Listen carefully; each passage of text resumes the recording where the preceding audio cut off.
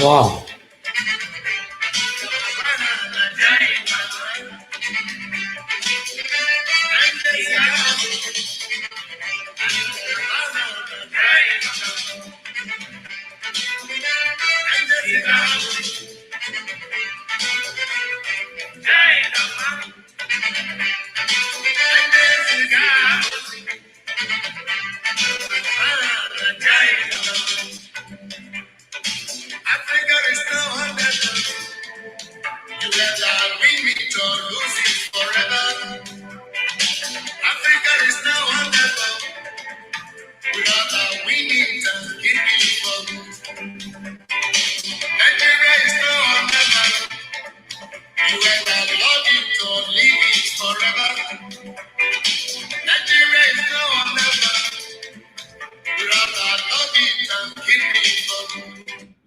All right.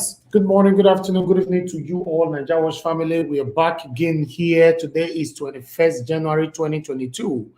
Thank you very much for joining us this evening. I appreciate every one of you for your time. I can see a lot of people are turning up already, and we have a lot of panelists already in the backstage. For the first time, we already have more than almost 10 panelists on the backstage. That means who was late today? I think it's Leftist Etoya that was late. We need to find out who was late today. All right, my people. Yes, let's do this. Let's do this. Let me bring Leftist Etoya in the building. Leftist, how are you doing, my brother? My brother, today I'll be Mala. I greet everybody. Good to have you here. Good to have you here. I can see you are the first today. Thanks for joining us. I can see Engineer Ken in the building joining us for the first time. You know, Engineer Ken always join last. Engineer Ken, good evening to you. How are you doing, sir? Good evening, my brother. I was the first person, not leftist. I first leftist come. I don't do your things. That's true. That's true. So take that back. You don't give my first. Give my first, not be second. I make it first today. Leftist was second. Engineer Ken, no problem. Why they give me first? Not the only one day they take the judge. They use all that day stay judge. But for today, I make it first. But for today, I make it first. We give you because you lost since. Thank you. Welcome. I go find Tinubu come. I go find. I not lost. I was looking for Tinubu. I go bring and come. Welcome. Correct. Let's do this, my people. Let's do this. We have a lot of people here. Let me start welcoming everybody into the building one by one. We have Prince Collins in the building with us. Prince Collins, please unmute yourself. Good evening to you, sir. How are you doing? Good evening. You are all welcome. Thank you very much. Panelists, welcome. Thank you so much. I appreciate all of you. Thank you. We'll get back to you. Please, you can mute yourself again. We have Brother Nice in the building. Brother Nice, good evening to you. How are you doing? I'm fine, sir. Good evening, every panelist. Good evening. God bless you all. Thank you, my lovely brother. Thanks for joining us once again. I appreciate you. Thank you. Thank you. All right. Yeah. We have Israel Asemota in the building. Good evening, Nigeria Watch, and good evening, my fellow panelists. Mr. Ken, I see you be running today. Not today. Oh. You're welcome, everybody. Thank you, my brother. Thank you, my brother. Yes, we have OJ Norua in the building. Good evening to you, OJ. Can you hear me? Yeah, very good evening to you, everybody. I am very pleased to be with you guys this evening. Great to know what's going on, and looking forward to a very exciting discussion this evening. Thank you very much. Thank you. God bless you. We have father of all, the good comrade in the building. Good evening to you, sir. How are you doing this evening? I must greet you all in a hurry. Wadomo domo. Together, let's make Nigeria a great nation. Yes. And I wish everybody happy celebration. God bless you all. Thank you very much, sir. Thank you, sir. Right. Thank you very much, everyone that's joining us. I'm going to the comment section right now.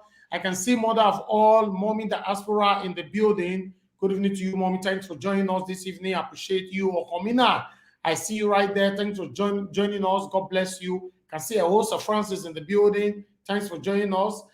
Prince Collins, you already commented. And then, okay, I see you right there as well. Thanks once again for joining us.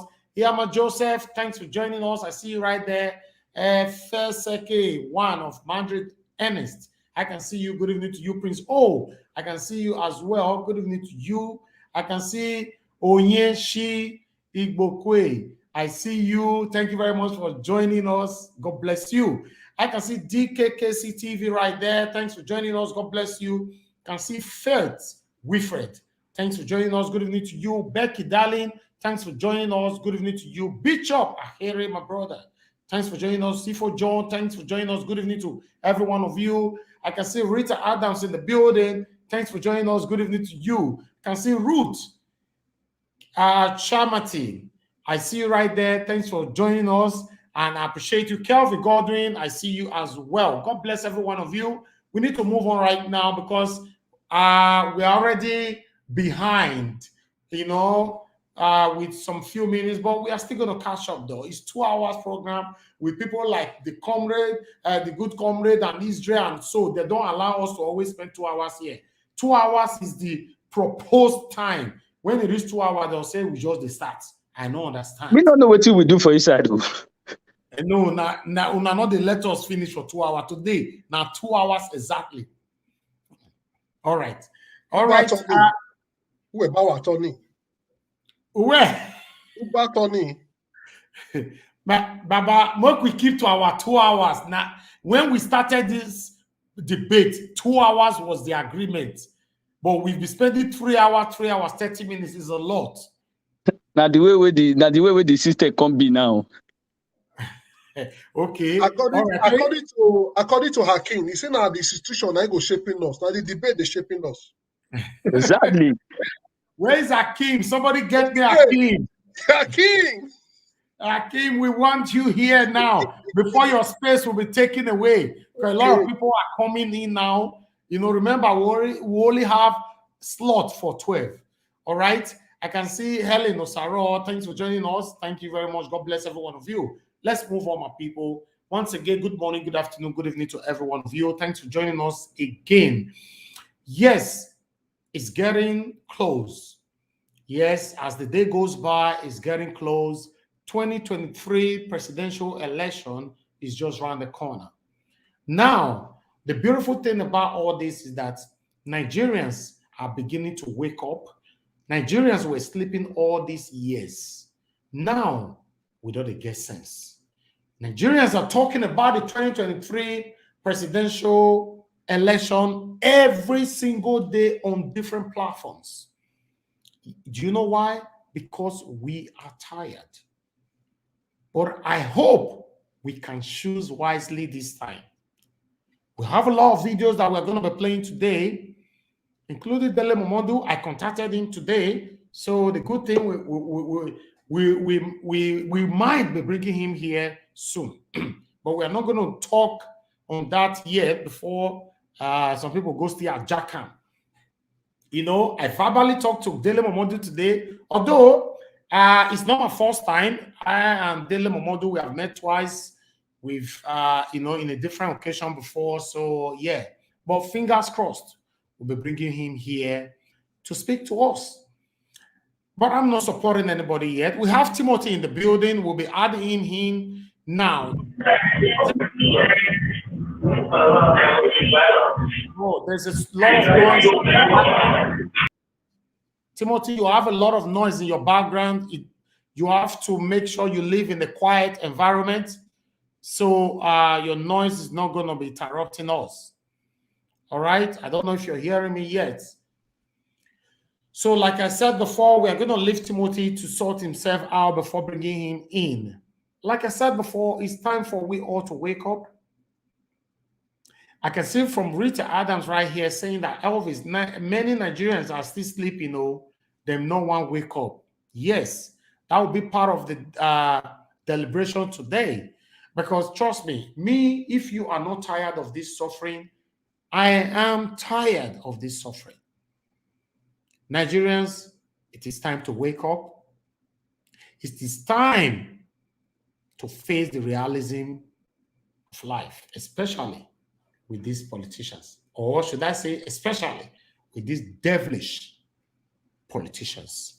Thank you very much, my people. I would like us to start with my sister, Adiola Fayun. Adiola is one of those journalists that I respect so much. She's one of those people that actually also motivated me.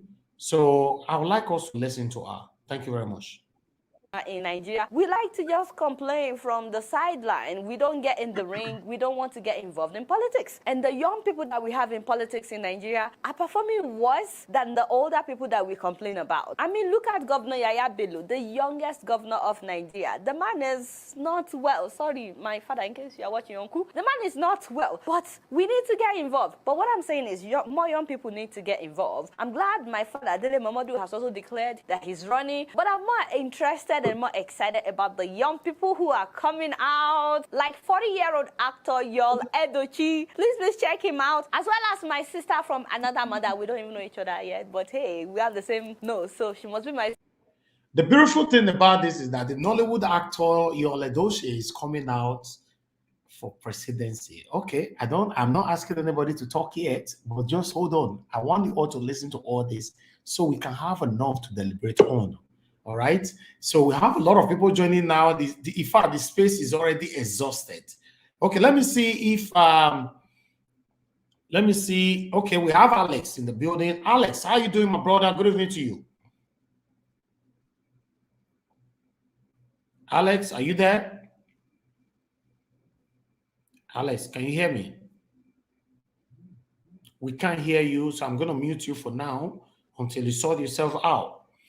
So we have a few space left because we have a lot of people right now. I think we have only 3 space left.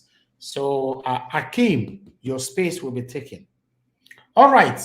This is our sister talking about the young ones that have indicated their interest for presidency, which is Yul Edochie, the son of popular Nollywood icon, Pete Edochie. He said he wants to go for presidency. Okay, let's see how it goes. And we have another beautiful girl here who is also seeking to go for presidency. Let's hear from this girl. 1 minute. Let's hear from her. Sister, 38-year-old Khadija Okono. Today, with great humility and a deep love for my country, I announce that I seek the nomination of a political party for the office of the President of Nigeria.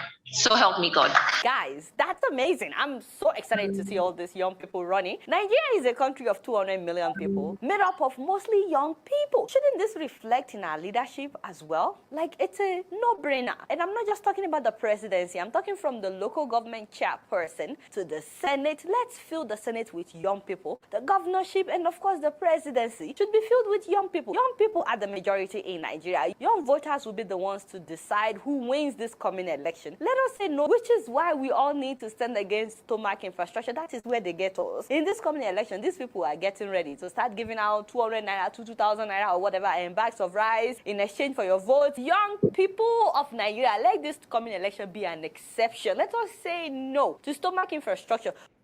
Okay, let us say no to stomach infrastructure. Okay, I hope we listen.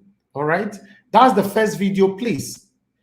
My wonderful panelists, have your pen and paper and jot everything down. Bullet point everything down. We are going to be touching every single videos that we're going to be playing for you today. We have Timothy back again. Timothy, please, can you hear me, Timothy? Before I bring you in, we don't need noise in your background.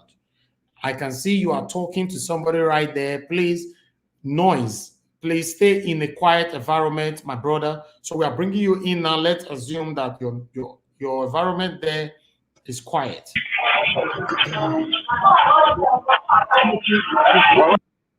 Timothy, you can't join us. The noise on your background is too much, Timothy.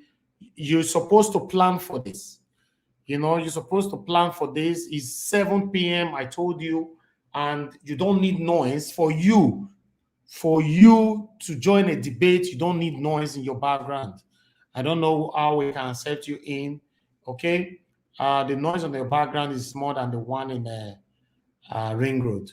So for now, I'll be removing you from the backstage. Maybe when you sort yourself out, we still have a space, we'll bring you back. All right, sorry guys for the interruption. Like I said before, we have more videos to play for you guys today. We're also going to play the video from Dele Momodu.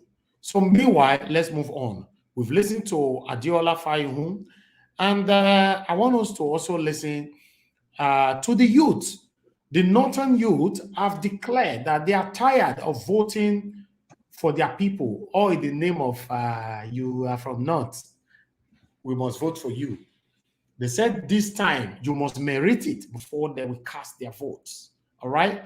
I would like us to listen to this, beautiful people. Has been the position of my organization is that a northerner and a southerner have equal rights to contest, but northerners should be very careful in choosing who they vote for. No northerner should take us for granted. That's how we ended up with President Buhari. We don't want to repeat the same mistake. You must be a northerner who's better than all the other candidates. That's, for us, that's the bottom line. It's not enough to be a northerner. You have to be the best. You have to be the best for the North. You have to be the best for the rest of Nigeria. We are looking for a Nigerian president. If he comes from the North, fine. But he must be voted for by Nigerians. And he must be good. Okay. He must be voted for by Nigerians, and he must be good. You see, Nigerians, hey God, I can't wait for we all to start singing with same voice, because we are tired. Me, I'm tired. If you're not tired, I'm tired.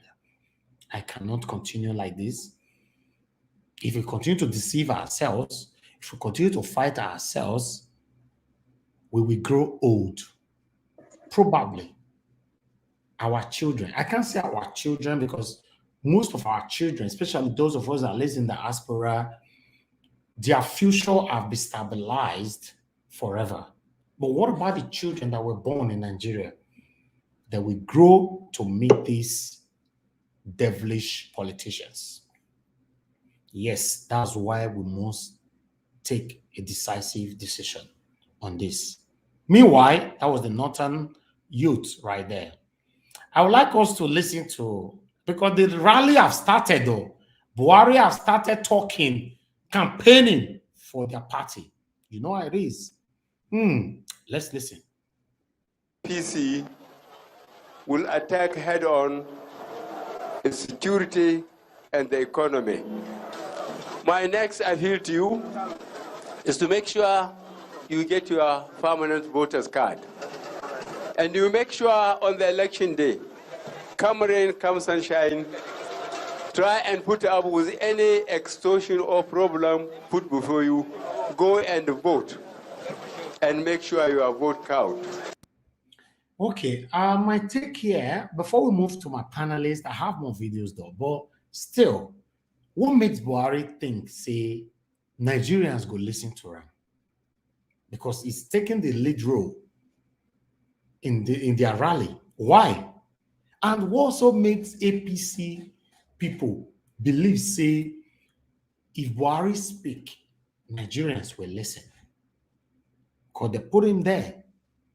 They ask him to take the lead role. All right, these are one of the questions we need to answer today. Meanwhile, let's move on. We have another prominent lawmaker here.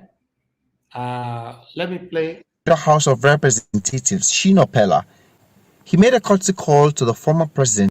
Meanwhile, Shina Peller is I call him prominent. The reason why I call him prominent, he owned the biggest club in Lagos, in Lekki Phase 1. Shina Peller only got into politics not quite long. Although he's already doing well. You know, some people said he's doing well. But I would like us to listen to him. Listen to what Shina Peller have to say here. Member of the Federal House of Representatives, Shina Peller, he made a courtesy call to the former president, Ibrahim Badamasi Babangida, at his hilltop residence in Mina, and to the Emir of Mina, Umar Faruk Bahagu. Speaking to newsmen after the meetings, he disclosed that the former president endorsed his peace initiative in line with its vision of reaching the younger generation. We discussed with him is to tell him what we are doing, and also what we have done with the Lead Generation Initiative. I'm sure you know the Lead Generation Initiative is an organization that is focused at developing a new generation of leaders, diverting the attention of the youth, their creativity, to building their immediate community. The problem in Nigeria is the general problem, and I believe that it needs an holistic approach which starts from the grassroots, from to the top. So these are the things that we have discussed with our daddy, General Babangida, to see what we have done and to see what we still intend to do towards ensuring that the youth are useful to build peace within Nigeria. Before we move on that, to be honest, from the beginning, it looks like Shina Peller was reading a script, or he crammed a script to come and read to us. I don't know, because everything he was saying from the beginning doesn't look real. We're also going to deliberate on that. Mr. Peller also met with the members of the Shina Peller Network, an organization he said was set up to promote active participation of young people in politics. Youth in Nigeria, they should remain focused and calm. They should not involve themselves into all this terrorism and other things, all sort of insecurity that is bedeviling Nigeria. And I am calling all of them to participate actively in politics, because we are in democracy, most especially the elites. Because if the elite as youth refuse to join politics because of one reason or the other, they will sit down one day and see where illiterates and people who did not what would decide their future. And that is the most unfortunate thing that will happen to us as Nigerian youth. All right, people, before that, we will move on. I have a video that I'm going to play later on. I have Dele Momodu on the way, and I have another video on the way. But I want us to stop here so we all can move on. I want to hear from my wonderful panelists. Without them, trust me, I cannot do this by myself. My panelists, once again, good evening to every one of you from here. Thanks for joining us. We have Dolakbo Mark, who just joined us right now. Dolakbo Mark, can you hear me? Good evening. Good evening to you. How are you doing, sir? Where are you joining us from? Which country? Okay, I'm calling from Ghana. From Ghana. Thank you very much, my brother. Thank you. So we'll be coming back to you. Thank you. All right. I want to start. Everybody should mute themselves. Okay. I'd like us to start with Engineer Ken. Engineer Ken, can you hear me, sir? Yes, sir. I can hear you clean and clear. All right. Did you manage to watch all the video that I showcased earlier on? Yes. All right. Talk to us, sir. What I see is in those videos, You know, it's mostly what the other guy was saying, the one that owned the club in Lekki, that they went to go and see Babangida and all those things. You know, those guys are paid. You know, they are the youths that are being paid by these evil politicians and evil generals that have ruined our country. You know, so they are just speaking their mind. You know, to me, any of these youths that is going to come out, if there will be, you know, those youths are not a genuine youth. You know, there will never be a genuine youth. You know, So in Nigeria, when you said maybe he was paid, who paid him? not maybe, he was paid. Okay, then who paid him? Come on, man. You and I know APC, PDP, they're all corrupt evils. They're all birds of the same feathers. So how do we know who to trust then? My take is this. You know, if I have my way, all Nigerian youth should sit at home. All men should sit at home. Don't vote no party. Because your vote is not count. Your vote does not count. Your vote does not recognize. So you going there on that day, wasting your time in that hot sun, sacrificing all those things for change when there is no change. You know, before change will come into that country, there have to be total sanity in that country. Without that sanity, that this elite, this one that call themselves the elite, this men and women that are saboteurs, the generations of Nigerians before and now for their own selfish interests. If we don't bring them to book, there will never be a genuine youth that will come out. You know, look at Shawole, a genuine youth from New York. But where is him today? He's been cramped. So if to maybe they are growing him right now to be like them. So if he comes out tomorrow, I will not trust him. He is my very good friend. We have ate together. And I can even put the pictures that we took together, even when we were talking, videos and everything. But I will never trust him again, because these guys are not trustworthy. Because their heart, the Bible said the heart of a man are very, very desperate and evil. You know, and he's talking about our politicians in Africa. You know, so there is no total sanity. Any youth that will come now before the sanity is a product of these people. It's a product of these evil politicians that is running APC and PDP. You know, so my take in all this is this: let every youth sit at home. Don't come out, because anybody you vote for is not going to count. Because the person that they're going to bring out is their own person. So it's going to be war between PDP and APC. It's going to be war. A couple of months from now, you're going to be seeing serious killings, killing each other, children disappearing in the streets, women disappearing, using them for rituals because they want to make their way for sacrifice. You understand? So we will beg, let's use our platform to campaign for our lovely sisters and brothers, our parents, our friends, our mothers and fathers that are hearing us. Call your people back home, talk to them.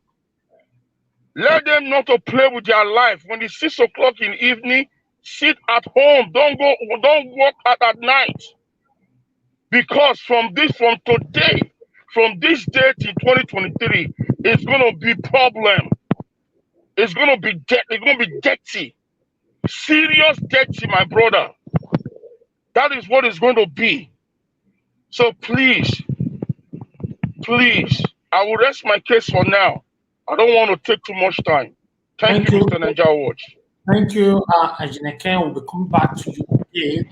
I will be going to our brother right here, Leftist, Toya, to talk to us. What's your take on this? I guess you watched all the videos. 2023 is around the corner. please talk to us. How do we manage to indoctrinate our youth to focus on the youth aspirants? Yeah, well, it's a good thing that we are seeing some youth showing interest. Like the female that just came up to show interest, the daughter of the movie star. I think that's a very good one, at least a good start. If youth can start to come out to stand on their own, because she does not belong to any particular party like PDP or APC. I don't know how to be a party carrier or have been working for any of them. Like her coming up, I think something like that's what we need. If youth can actually come up to show interest, then I think these old people will begin to see the youth as very serious. You cannot be clapping hands and be following the same old people and want change. You need to get involved. You need to come up. You need to show that, yes, we are capable as a youth. That is for that. Talking about Shina Peller, I don't see him as a responsible aspirant. Very sorry.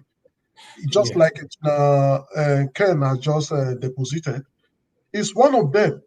For you to come up, why going to the evil genius that we all know? Does it take us for fool? Going to Babangida alone has disqualified him. One of the people that have destroyed the country. One of the people that destroyed this country, that caused riot, that caused pains, that killed people, that killed Dele Momodu, that killed so many people, that brought the time bomb, letter bomb, plane bomb. The evil genius was not just, he didn't just got that name. He stepped aside by force because Nigeria was on fire, SAP riot. Then all schools coming out to it's not today. How can he? They take us for fool that we don't know nothing, we don't remember history. For him to go to Babangida alone, I call him Baba and his leader, meaning that one is just finished. He actually called him daddy. He said daddy. He has told us now that he belongs, Babangida is fronting him. He belongs to some of this, just like Ejina Ken just said, but he used the word that he's being paid. So I don't want to use the word that he's being paid. But I just believe that, yes, he's one of those being sponsored. Yes, to carry some followers at the end. They will merge it with their aim. It's a chess game. This is just what I see. So for that name, Peller Shina, I don't know him before. I don't think I have seen him. I don't think I have known him. Even right now, I don't know him. I don't want to know him. Okay. That's my take for Shina Peter, Shina whatever. I call him Shina Peter, Shina Rambo. I will even call him Shina Rambo. That's for that. Yes, for the other man that came on, the Hakim, whether Hakim Buba or something, that man has been a spokesman for the North. He has been a man that is representing the North. I don't see him different from Buhari, though he's not coming to say that we got supported. He's playing politics. If you are somebody that's been following history and people, you know that that man is an ardent Northern agenda man. Even look at his speech. He doesn't say, he's using North. He's particular about North. So it's still a wrong language. Because I know him. Just go back and follow all his speeches. You know that he's been fighting all his life for the North. These are the ones that will say they are the first citizen. We others are second citizen. He has indirectly also made mention of him. So I don't want to listen to what that man just said. That man is a Northern agenda man, just like he's blaming Buhari now. They were the one that brought in Buhari. You mean he cannot be trusted, right? No way. It's a Northern agenda man. In fact, that man is, I don't want to be very raw. That man a bandit. He's a Northern bandit, educated Northern bandit. He's very educated. He's outspoken. So he's using his enlightenment as a Northern leader to stand for the North. He is standing for the North. He's not standing for the Nigerians. I'm not talking because of just I want to talk. I'm not talking because what he just said. I'm not looking at what he said now. I'm looking at his past broadcasts, his past show all what he has been contributing to the space, the political space. Try to go and check what he has been standing for. You will know that I am not against him. I'm only saying what I have seen him do. So he cannot be trusted. Shina, Pamela, whatever, cannot be trusted. The female that came out, yes, is a very good one, but would they give him the chance? Will our youth rally around him? No. Because they have not really woken up. They are still doing what they know how to do best. They are still following this money, looking for who will give them money, and they will say, yes, we'll support you. But I hope they've woken up, collect the money, and that they disappoint them. Because with this, you are now pressurizing the political parties to flag up these people as their flag bearer. Once they get these people as their flag bearer, you have no more choice. So it is now the youths need to really say no. All these people are coming out to say, Baba, we follow you. I think they are still not waking up. For you to say they have woken up, I don't know. I saw you holding so many files like you want to cast news. I don't know if this is what you read. They have not waken up. They've really not waken up. That is my take. They've not waken up. I'm afraid. I'm still seeing the same thing happening. If the youth refuse to come up and hijack the political space, how many people are this old men? Forget their money. You cannot equal money with people. You cannot equal money with people. If the people come together and say, this is what we need, just like Engineer Ken said, everybody stay at home. But if we all stay at home, we are still giving them the edge to take over because we are lazy, we allow them. So for me, I wouldn't say we should stay at home. I should say we should hit the streets. We cannot just sit out there. Yes, that is my take. Thank you. Thank you very much, leftists. I appreciate your time. Let's move on. We are going to come back to every one of you again. It's going to get hot later on. I know that you all understand how our debate normally go here on Nigeria Watch. So let's move to Prince Collins. Prince Collins, can you hear me, sir? Yes. Thank you so much. I really appreciate it. Thank you, sir. Talk to us. Thank you so much. Actually, can you hear me clearly, please? Yes, very clear. Okay. It's true. What Engineer Ken has said is true. But actually, if you say, okay, let's stay at home, then if you watch what happened in 1999 when this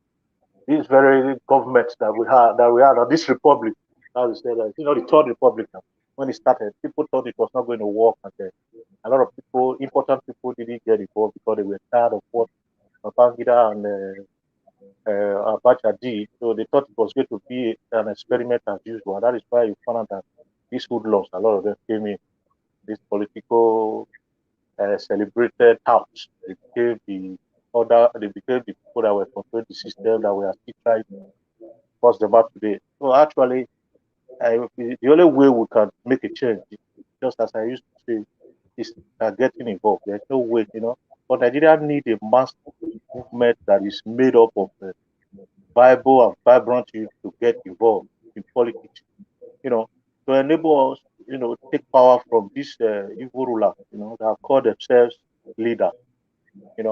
Another thing is that the youth must be ready to take over, not to actually participate like that.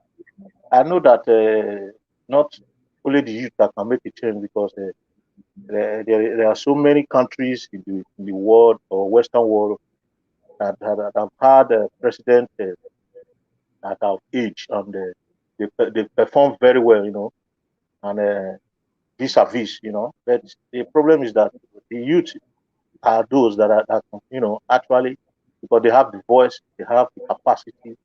So the problem that Nigeria has is that there is no system of structure. There is no system or structure well put in place, to put things right.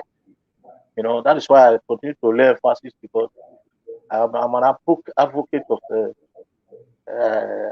that database system, and the only way we can actually make this change is to make that, because we need a strong and reliable institution based on a realistic database system. That's just it. And any president that is coming out, because we'll really, waggle long in a long time in this hole that have no depth and have no way to come out of it.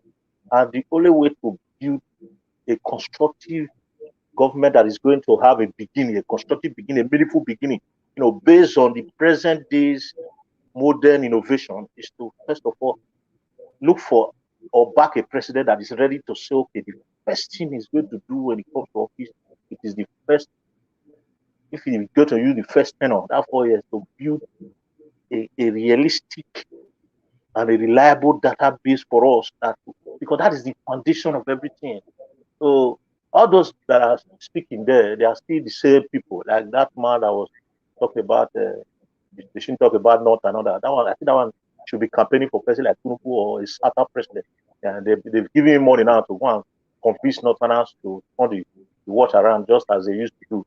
But what we actually need is, we are getting involved. We should know why we are getting involved, and we should know how we are going to, persuade our people and make sure we convince those that are coming what they are going to do. They should let us know. We should tell them what they need to do, most especially because there are basic things that you do to really see that you are really laying a foundation for a development. Without that a system, a database system, so to say, we cannot. You look at developed work today. Without it, no government work, nothing works. So if we have that, road construction, meaningful education, meaningful health system, social welfare, youth development, youth empowerment, is based on that. You must use that system to coordinate. Even when you talk about regulation of crime, when you talk about how to checkmate everything, all the system is based on it. So if we are going to back the candidate, we should tell that candidate that is coming up to make sure that is the first step to take, because that is the basic of everything. I mean, the basis of everything, and that is the foundation of the beginning of a new beginning. Thank you so much, brother. I appreciate all of you. Let me stop for them. Stop for now. There. Thank you. Thank you very much. Thank you. I appreciate your time, press colleagues. Let's move on to Brother Nice. Brother Nice, my brother, how you doing? Yeah, good evening, brother Niger Watch. Good evening, everyone. Thank you very much. Brother Nice, what is your take? The election is getting closer. Some of us might think that it's still far away, but it's getting nearer by the day. What's your take? The youth are coming out now to go for the seat of presidency. What is your take? What message do you have for every one of us?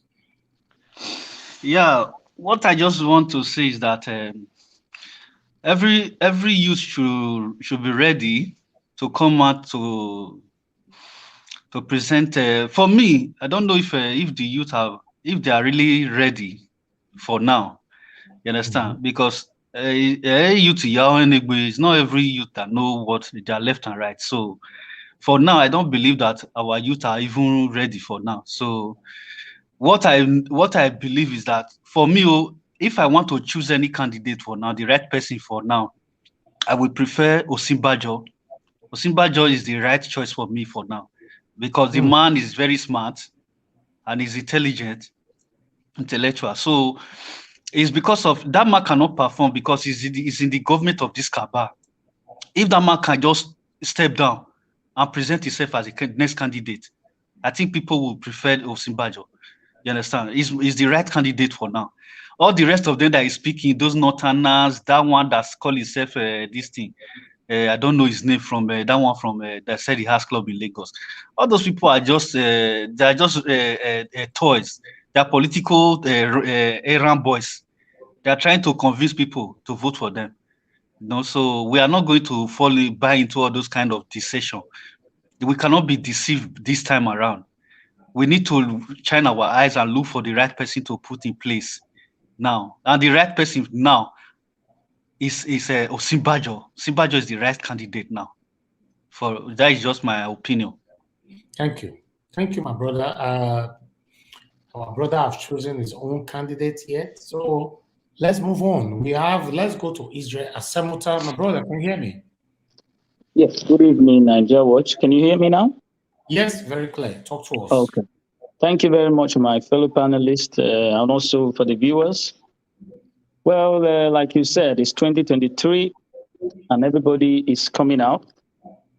And when I watched that video, I looked at a lot of things that they were talking about. They were all trying to make sure they were channeling their voice 99% to the youth.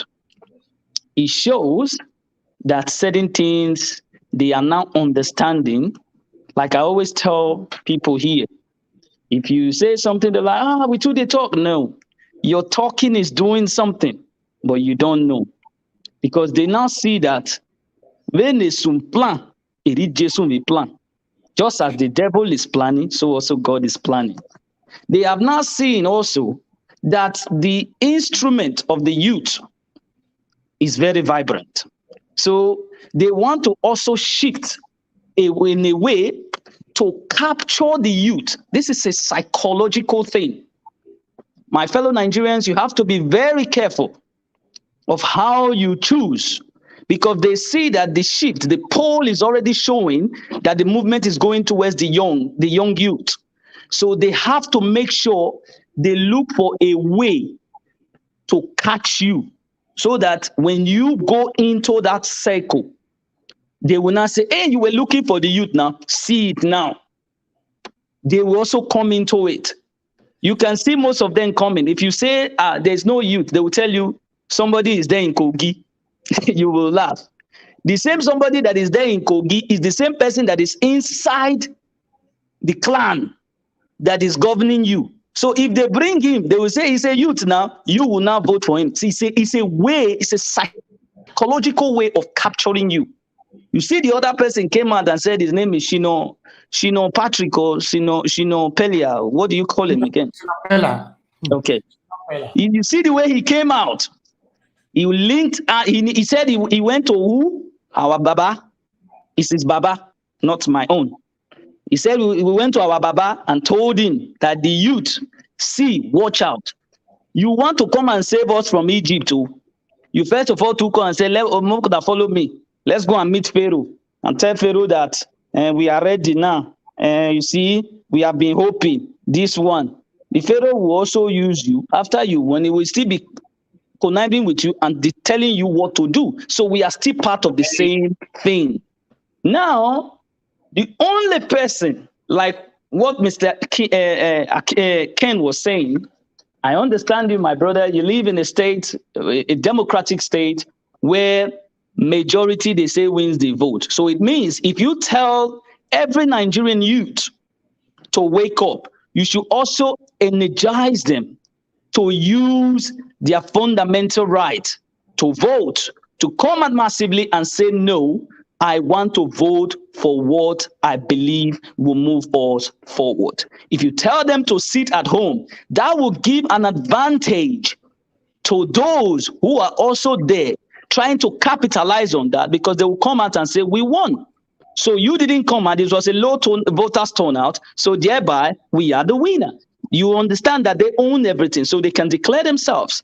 So it is high time we start telling our people, do not be weakened by this thing. Your voice can, just like Obama said, if a voice can change a room, and if it can change a room, it can change a city. And if it can change a city, and it can change a nation, your voice is already changing the nation.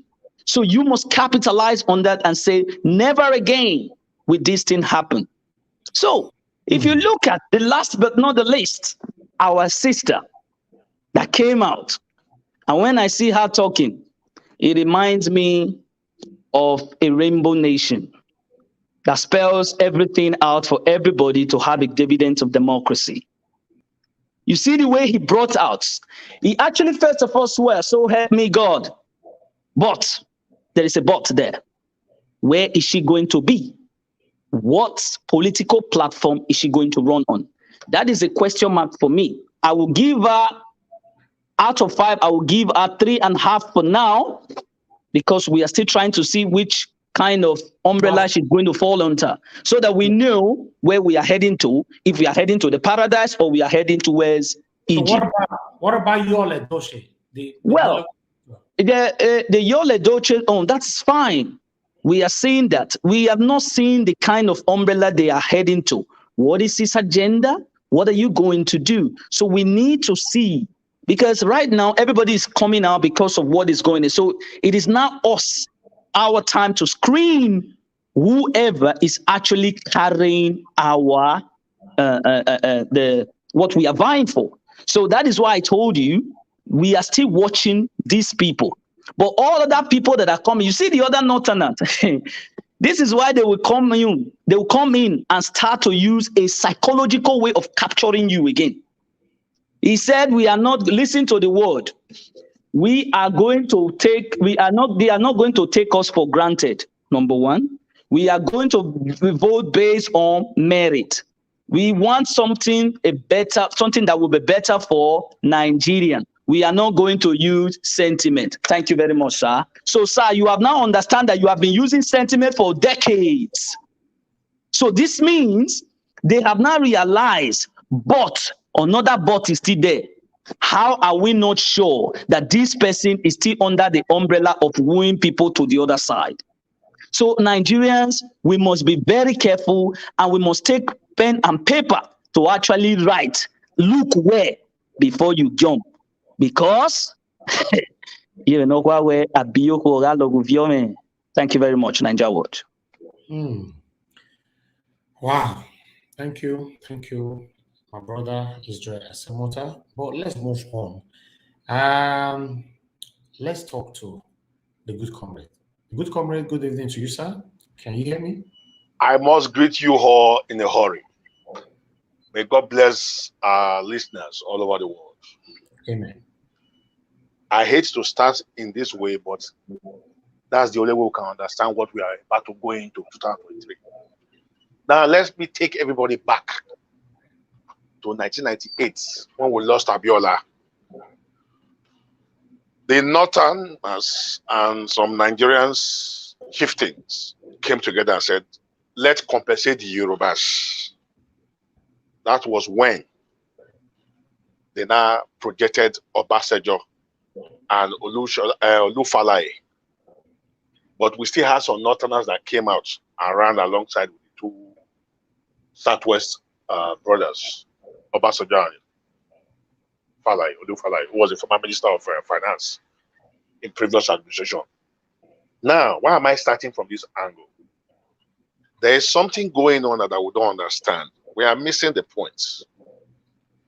2023, in the realm of speculation, we are still hearing that there are some northern cabals who are insisting that after sound 8 years of Buhari that we have today, that the North must continue.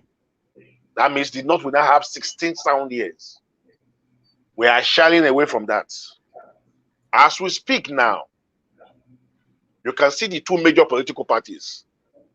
They have not come out in clear terms that the presidential slot for their party has been zoned to the north or to the south or to the southwest or to the east.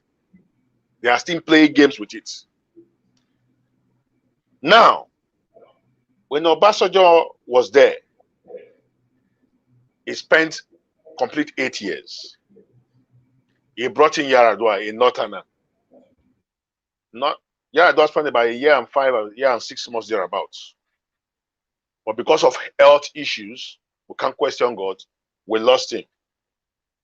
Then our brother Jonathan, who's from the south, the Niger Delta, completed that first 4 years of Yaradua and now contested himself as president and won and did 4 years.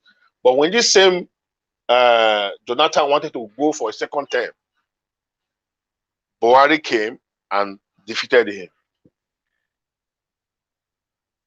Now, Buhari is there today. And I want us to open our eyes to the happenings across the country today. We hear of the IPOB agitation What is their grievances? In their own hearts, they might be right, they might be wrong. I don't want to go there. I have my reason. That they have been marginalized for years. That how come the presidency of this country has never come to them? And there is tension in the land. Now, we are hearing again that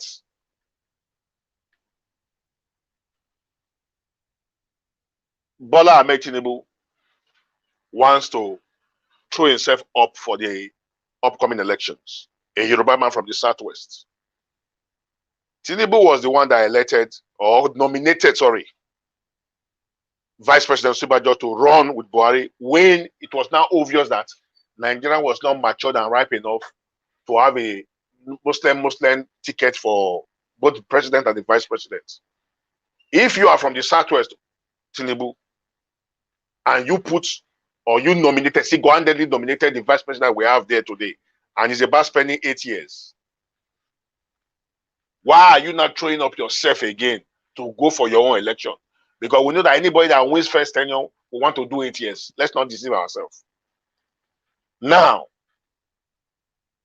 the Igbos are angry that the way Nigeria is structured, they can never get to the seat of power. That is their excuse. They might be right, they might be wrong. That's a different debate entirely. Now, the only problem I have with the Igbos, you want to rule Nigeria, but the same you are fighting Nigeria. Election, especially presidential election, is a very serious business. Very serious business. For you to emerge as the winner of an election, you must have 25% vote in at least 26 states out of the 36 states of the federation, 24 states out of the 36 states of the federation. So we are seeing a lot of names flying around. I just laugh. We that understand politics, we laugh. Why am I laughing? You know what it takes, because Nigeria constitution there's a systematic the way it is programmed from default from day one. It has been programmed in certain ways that it cannot be the poor who are intelligent, who means well for the country, cannot access power because it has been made so expensive. You know what it takes to campaign around the 36 of the federation. Like the Dele Momodu, some of you are projecting. I like him. He's educated, he's sound, a very successful businessman. The last two previous elections, he got about 1,200 votes. When he's made to getting 12 million votes. Let's be serious. We have pretenders, we have contenders. So people are just disturbing themselves to put their name, let their name be on the presidential ballot slot, so that at the end of the day, they will negotiate for ministerial position and all that. We know them. They don't have what it takes to campaign around the country. That is how our democracy is structured.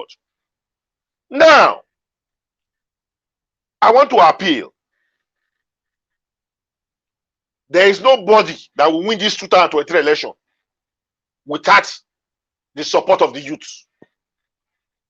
Let all of us who claim that we are enlightened, we are educated, start educating the youth now. That's the danger. Because there's hunger in the land. There's poverty in the land. We come here on this debate, on this platform, and be shouting from now to tomorrow.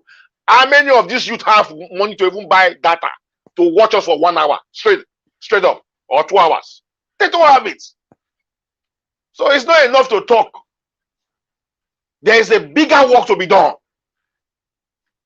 There is no pulling boats on pulling units on Facebook. We need to go on ground, get our PVC, start winning souls, like this Jehovah Witness pattern, door-to-door campaign. Let the youth know that if you are so poor that you cannot resist the money, take it, but still for them out.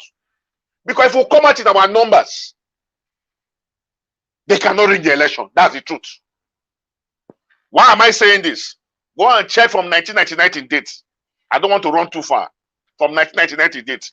Go and check all the presidential elections. The figure that they keep giving us before now, that our population census is about 200 million Nigerians. Good. The voting population, that is those who are of age, that's 18 and above, are about 150, 168 million Nigerians. How come when the election is being done, registered voters, probably 68 million Nigerians, how come it's 12 million Nigerians that comes out to vote on election day? Sorry, 25 million Nigerians amongst 200 million. So we ourselves are not ready. We keep shying away from politics. We call it a dirty business. And these people are happy because we are shying away from politics until we come out and max and dominate any party, either APC or I don't believe in party. Party is just name. It's the individual in the party that matters.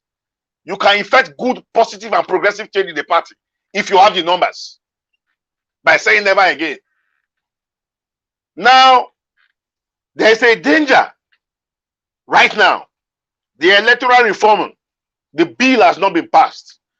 And the umpire, the INEC boss, has come out to tell the whole world that he will not roll out the timetable for 2023 election until the executive and legislative arm sign that electoral bill into law. We are not looking at that. Because if there's no timetable, there's no election. And there can never be a vacuum in government.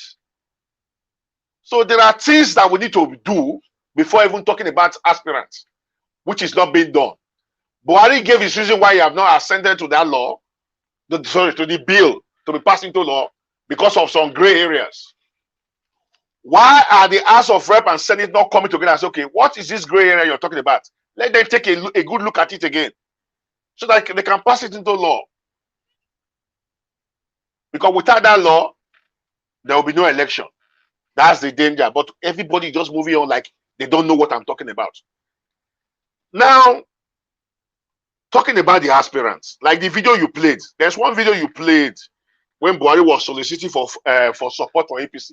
I think that's a whole video. Buhari himself had conscience now. He cannot come out and campaign this time. You know the killings that is taking place daily, even in his own state, in his own backyard. My brother, if APC don't put their house in order, the demon will run away from PDP, will come back to power again. It's a pity. We have very good Nigerians that can take off, that can be in that office, that can effect good and positive change and progressive change in governance. But do they have the financial muscle to even campaign around the nation, to have agents in the various polling units? That's my fear. Our democracy is too expensive. Those who are there now, they are our lawmakers now. How are we going to compel them to reduce our democracy to the level that it will be less attractive? It's because of the attraction, what they stand to gain if they get into office. That is why they can kill. They can go to any length to get into office. How do we reduce that? But I have a fear there too. Those who are there today, you think they will make laws to reduce their own salary, to cut their own allowances? They will not do it. Voter apathy is what we always experience time after time. When we have about 200 million Nigerians, 170 or 168 million eligible voters who are of voting age, but at the end of the day, we keep hearing APC won with 15 million votes. PDP got 12 million votes. Add 15 million plus 12 million. That's about 27 million. Compared with the registered voters who came out to register. How come those who came to register at the actual day of the voting will only get less than 30 million people to come out? So we are the problem. This is where those who are corrupt, these money bags, have the opportunity to always ring election. If we come out and pastors, engineers, doctors, lawyers, we all should come out and throw ourselves up into the system. Dominate the party. Every politics is local. In the various world where they hold political party and world meetings, if we who claim to be good dominate that meeting, an Agberu or a Tog cannot come and overpower us or come up with a superior argument when we are debating the way forward for our party in our local level. So everybody must get involved. If we have to do more than this talking, we have to be on ground. We have to start moving from street to street, from community to community. But my fear, 2023 is too close by. Can we achieve this between now and then? That's my fear. Thank you. Thank you very much. Let me stop there for now. Yes, thank you very much. I appreciate you. And now we're going to move on to Dolapo Mac. Dolapo Mac, please. Can you hear? Yeah, Nigeria. Good evening. Yeah, good evening, you sir. We have some noise on the background. Can you hear me? Yes, I think your system is making some noise right there. Okay. I guess it's my telephone. Let me. Okay, can you hear me now? Yeah, go ahead. Okay. Like what the last caller just said, the last word he said he don't think that Nigerians, like we youths, can achieve our aims between now and that 2023. The actual truth is this: we can't achieve anything. The youth can't achieve anything between now and that 2023 because we are not well prepared. The problem is the country Nigeria is a beautiful country filled with great potentials in terms of. We can't really hear you. Your system. There's something making noise on your system. Yeah, can you hear me? Off any of your gadgets surrounding you there, please. Any gadget close to you, off everything completely. Yeah, can you hear me now? That thing is still making noise. There's some, I don't know anything. I don't know. I think there's some gadget turned on that needs to be turned off. No, nothing. It's just my phone. Can you hear me now? Yeah, we can hear you, but that noise is refusing to stop. Okay, I guess let me change my location. Let me change my location, please. Are you using a headphone or earpiece? No, not at all. Yeah, can you hear me now? Okay, it's clear now. You can talk. It's clear. Okay, go ahead. Talk to us. Okay. You see, this country called Nigeria is a very beautiful country, full with great potential in terms of human and natural resources. Nigeria is blessed, but the problem is this: there are some cabals, there are some strong men in Nigeria. We call them strong men. These people, the country is in their hands, and I will give some names like people like Babangida, Obasanjo, Tinubu, and few others. Abdusalam Abubakar, those military head of state, those you know what will happen? Mr. Dolapo, you need to come back again. I think your voice is noisy, very noisy. Yes, we can. The noise is surpassing your voice.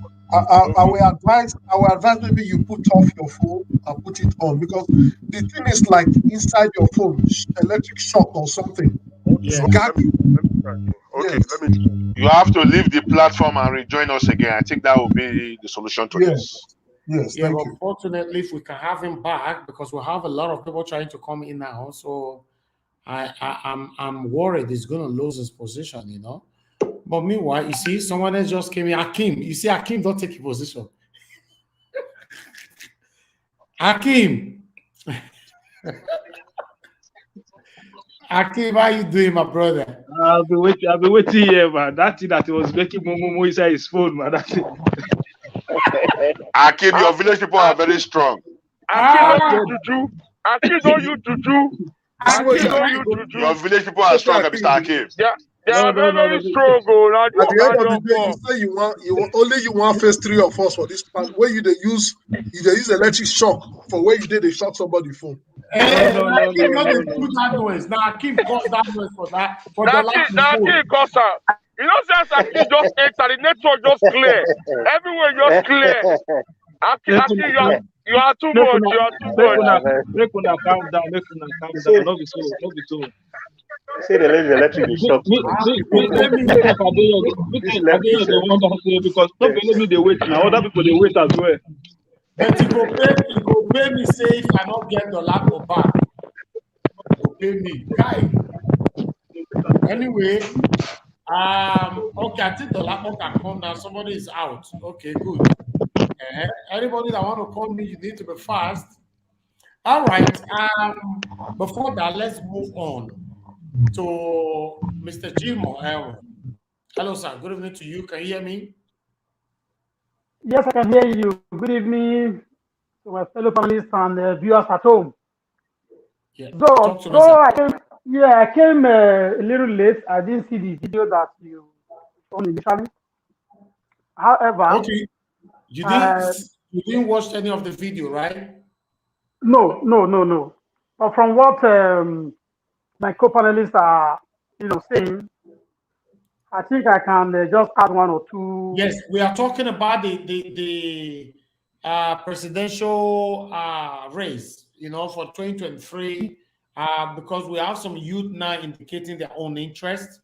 So Yes. we are just celebrating how do we go about all this. We are going to listen to, after everyone goes, we are going to play the video from Dele Momodu and many other videos as well. That will be the part 2 of the deliberation. Okay. Thank you very much. Thank you. Well, thank you, sir. The issue of 2023, I think I spoke about that last Friday. That after the last election, we didn't do anything until it's just a year to go.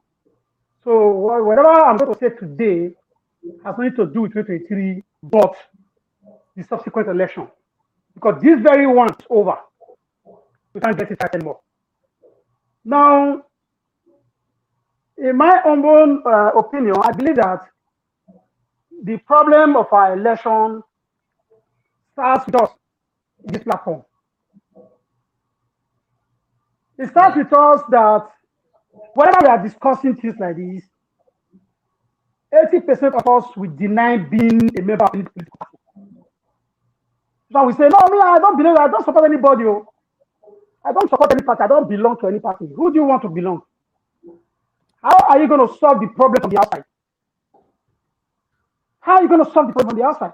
It is impossible to solve Nigeria problem from the outside. That's the reason why I always advise people. If those in power, those in government, if they are no longer having power, they not come to tell us what is happening in the government. Leave the messenger and take the message. Nobody who has ever been in power can tell us exactly how they are handling the budget or what really happens inside. So the first problem is we on this platform that are denying being a member of a political party, we are still want to go and influence the youth. That is one. Number two, the fact that we are in the diaspora. I don't know what most of us have done in the past, but if you are good to your people, your village, your area, you can influence them. If you are in your area and you don't have influence, then you have not done well in that area. Number three, religion. Most of the countries that we look up to, the problems of those countries were solved by bishops, reverends. Martin Luther King is there. In Nigeria, the Christians will tell you, "Oh no, we don't belong to anybody. We don't support anybody because we have different political party members in our church. If we support somebody from PDP, the APC members will run away." They are forgetting that the democracy we are talking about today, the blood of people like Martin Luther King were used to water the trees of democracy. In our own case, they are only interested in the money. You just imagine where the Christians come together, whether it's Redeem or Eda, whichever one. We can be able to influence any election. Any election. Will that be done? No, they are not interested. They are not interested. So when you put these three things I just said together, if we are able to solve these three, the problem of having a credible candidate will be over. Now, we all know how these political parties, how the elite have restructured this country to favor them. We all know. As we speak today, whether you like it or not, APC already know their candidate 4 years ago. They already know. Maybe there are some few ones among them who is just there to negotiate for minister position or board position. They know they are not going there. PDP also know. So what we are discussing here is just for access. If there is anything we want to do, let every one of us, starting from this very platform, go and join a political party and start to work from inside. So stay outside and begin to say we have to mobilize the youth. Which youth? The youth that you are not part of, it's not possible. Especially those of us in the diaspora. We don't go home, even if we go home, we don't join political parties, we don't know what is going on. So in that case, we all should go back home and see what we can do for the next election, this 2023, not this one, but in the subsequent one. Thank you very much. Let me use my time to other co-panelists.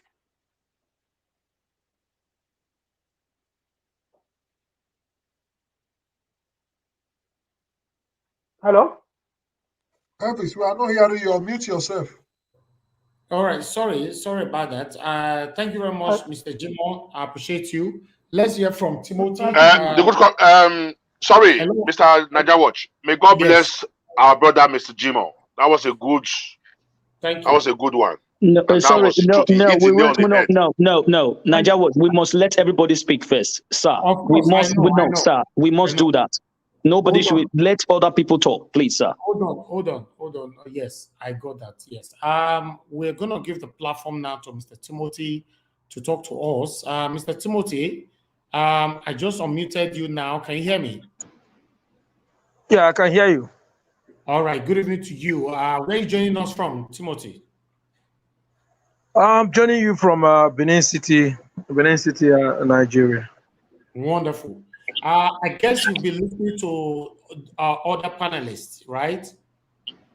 Yeah. For the period of time that I joined, I've been listening to other. Although I have a network issue here, but I've listened to so many persons speak. Okay. Now, you're joining us from Benin. We want you to tell us what's your take on this presidential race, 2023. For those of you that live in Benin or Nigeria, what do you guys really want?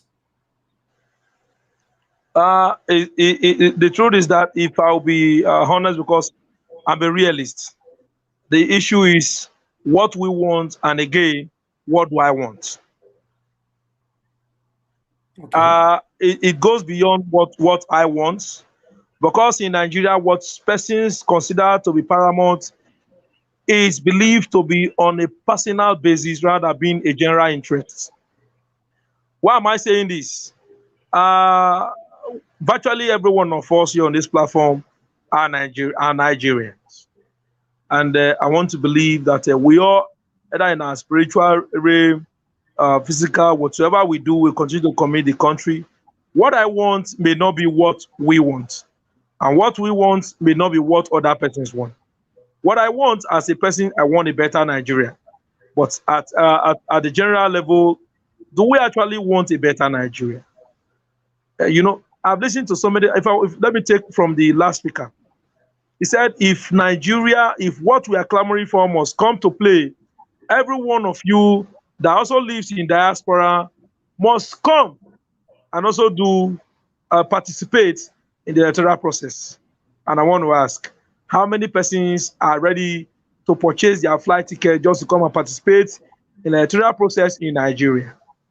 That is a realistic question that is there before us. And it's a question that every one of us, those persons that live in diaspora, needs to answer. It's a practical question.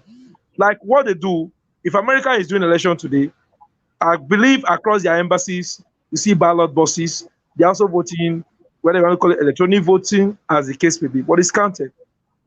Now, on the issue of the presidential aspirants, as of today, as we speak, we have 3 persons that have indicated interest in Nigeria politics on the part of the All Progressives Congress.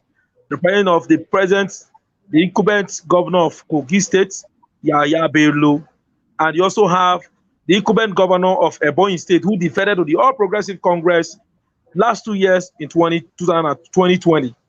And you have the person acclaimed or the person believed to be the leader of the party, which happens to be Ahmed Bola Tinubu, a former governor again of Lagos State. Then on the part of the PDP, we have persons are also claiming that Aminu Tambowa should also contest. But as we speak now, you only have one person who has indicated interest that he wants to run as far as on the PDP platform is concerned, which happens to be the former person who also ran in 2019 against the incumbent president of the country, which is Alhaji Atiku Abubakar. Now, these persons, they are old people, not just old people.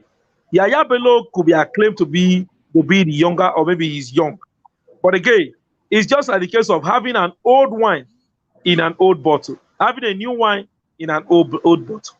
I've been so many persons speak for quite a couple of some minutes ago. What I want for Nigeria, again, is a Nigeria that will be free and fair in terms of electoral process. A Nigeria, if after we vote, our vote will be counted. It almost happened in Edo State. Why I'm telling you, I'm a journalist. It's what happened in Edo State was not the case of the people want to say it was a free and fair. It almost happened in Edo State because the election was also manned with whether you got to call it electronic vote buying. I was one of the journalists that covered Anambra election. My brother, I want to tell you what happened in Anambra election is not as far from what actually happened. But again, there is a close contact, but it's far from what happened. There were a lot of vote buying. This person, as we speak today in Nigeria, you must look at the circumstances circumventing the Nigerian system. What are the circumstances? Today, a bag of cement is sold for 4,500 naira. These youths that want to vote, an average Nigerian, let me tell you, we have short memories. What they want to believe, what they believe is that no matter what has transpired over these years, over this month, what they believe is what am I going to get is this immediate gains. That I'm going to only see these persons after 4 years, which is almost becoming a narrative that continue to repeat itself over the years. Let me tell you, my brother, it's only someone that have something to manage on. You can tell, please manage. A man that lives in emptiness, will you tell the person to manage? The answer is no. The person virtually does not have anything to manage. I want to believe, and I believe, or we believe, that as far as every one of us going to clamor for better Nigeria, how many persons truly have that patriotism, that Nigeria spirit in us that we actually want Nigerians? It boils down to every one of us. If you want to check, there's the issue of saying youth. I don't see that of the youth coming to the forebear in the nearest future. In 2023, the second or third to last week said that youth, that the time is even getting so close.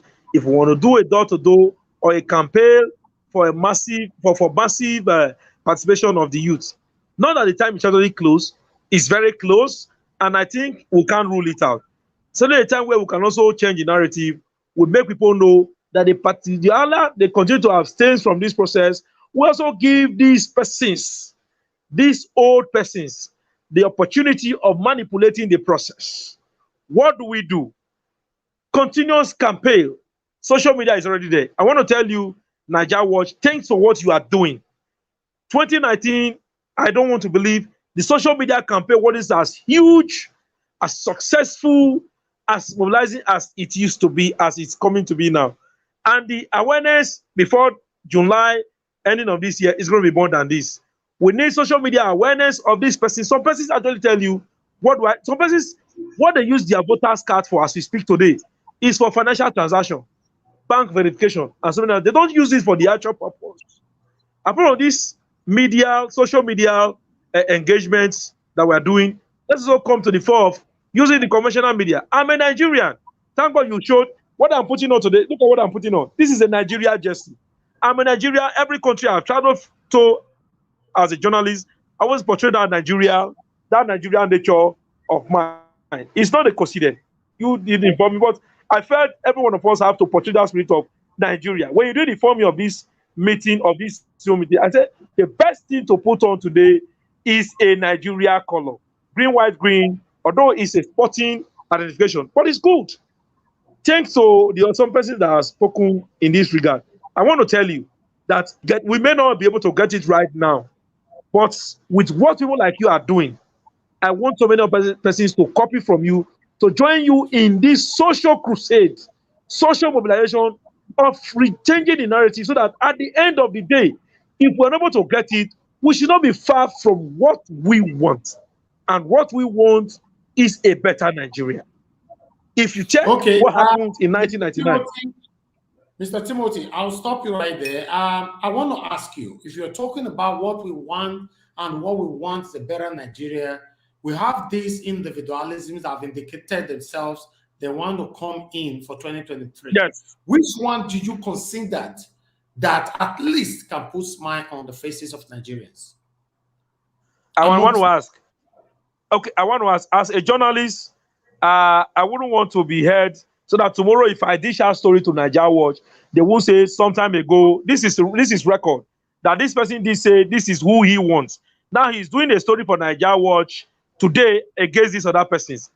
I want to ask, I know, but professionally, I am not permitted, I'm not privy to that opportunity of saying this is who I want. Not just who I want. I want to say on a general note, what we want in Nigeria is a superfluous. It's something that will have to override at our own individual level. But again, somebody did suggested, I don't believe in party. PDP, APC is just a political party. Individuals make the party. I've never believed in politics since 1999. Not that I don't believe in them contributing. Because these persons comes around and say, this is who they want. Now, on the issue of who I want, I may not be able at this point to say who I want because of my professionalism. You understand? But what I believe is that we all, from what we are doing, we should be able to make sure that we give these persons that opportunity of giving us their manifesto, the manifesto that is realizable. And you look at the time the Osibajo acted months when Buhari was not around. What did we experience as a nation? We experienced a turnaround. The DSS director was changed, and so many things happened. So many things happened, and it was almost like a near perfection. Perfection is very far. Nobody can be perfect. And again, on the other political party, some other person can, Tambowa, for instance, can also change the narrative, just like we have Osinbajo, who can change the narrative. Other political party, what they want to do is just make the noise, make the awareness, and at the end of the day, they keep very close to the election.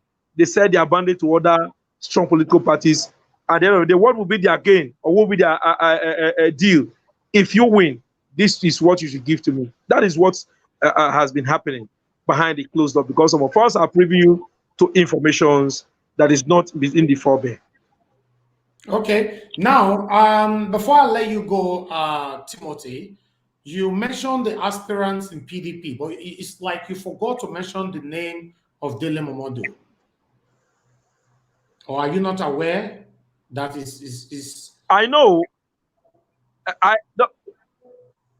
Let me tell you, Nigeria Watch, there are these aspirants we must take very serious.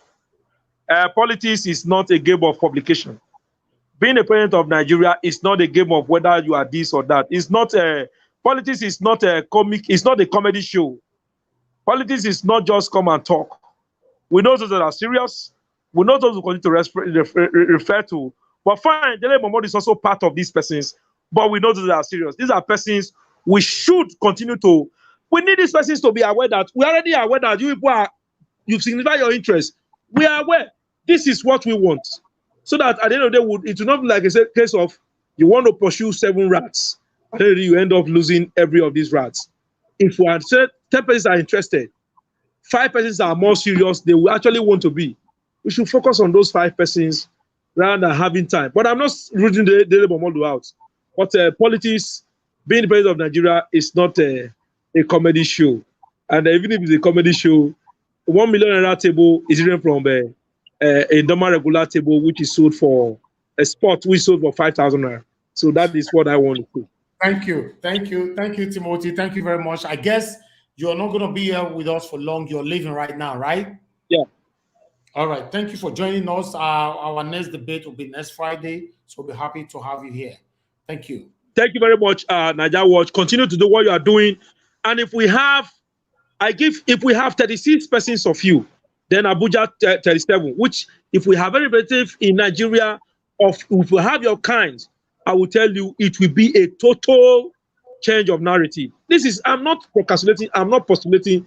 It's not a theory waiting to be proven. It's not something at the political level waiting to be proven because it can be adopted. It's something I've followed you for over some time now. Let's have more of you. And I tell you, if you have been holding a state government accountable, you gave the governor hours to respond to Tiba Driver. And I tell you, within 10 hours, within 5 hours, the governor responded. So we have persons like you that will continue to hold the government accountable. I tell you, the story, not it will change. The story must change. And it's not a futuristic. I'm looking at the immediate effects. Thank you very much. Thank you. Thank you once again, Mr. Timothy. Thanks for joining us. Have a blessed evening. Thank you very much.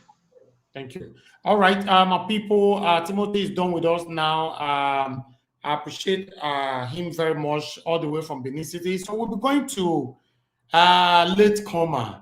I'll call him latecomer, our consecrated, one of our consecrated panelists, Akeem. In fact, Akeem, you two try to do it, pursue my brother, come on for a year. In fact, space day now. I wish say the Lakpo will come back so quick now because we get one slot now before another person take her. Anyway, Akeem, talk to me, my brother. Before Akeem go talk, Akeem will carry wedding machine enter the guy for go to work. He don't spoil the guy for. He agree come back. Akeem, continue. They say it takes one to know one. Oh. What does that mean? Now they use wedding machine enter people phone. Now they know how they do them.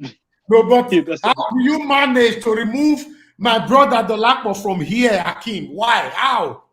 That's where you talk now. Not talk name Abisha man. As they carry wedding machine, they call your phone go knock. Continue. So yes, basically, hold on, Akeem, hold on. We have the Lakpo back. Hello, the Lakpo. You see,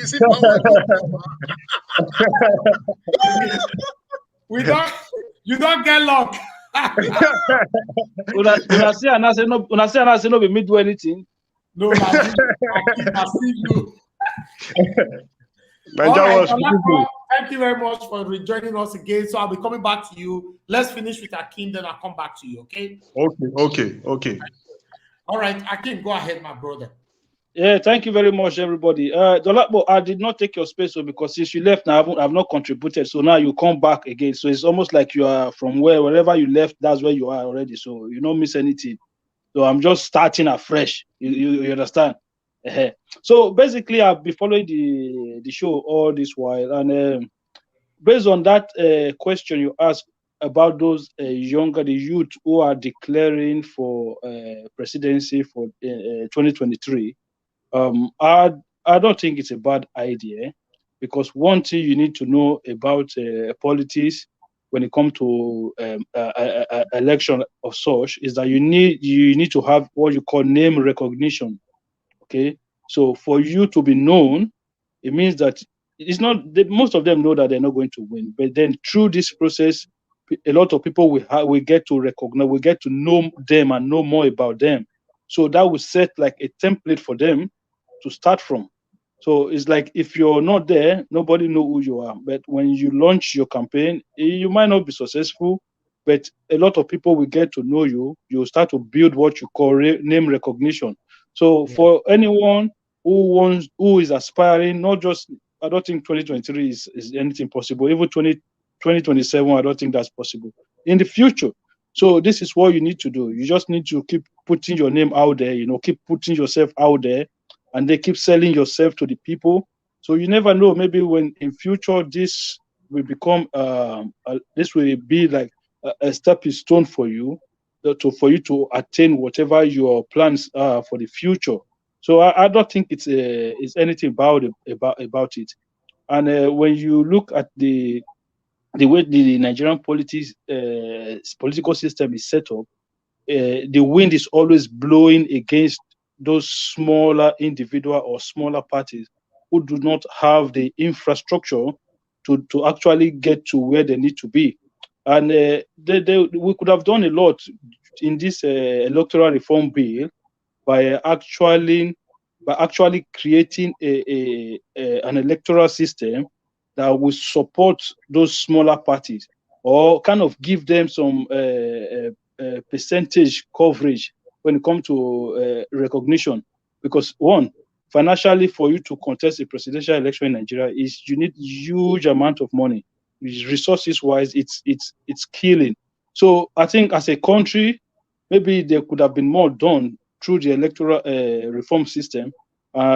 This would have helped to promote a lot of these younger people that want to that are aspiring to become a president in the future. So when it comes to those ones who are already established, it's still the same old. So we'll wait. We'll see what we're going to get at the end.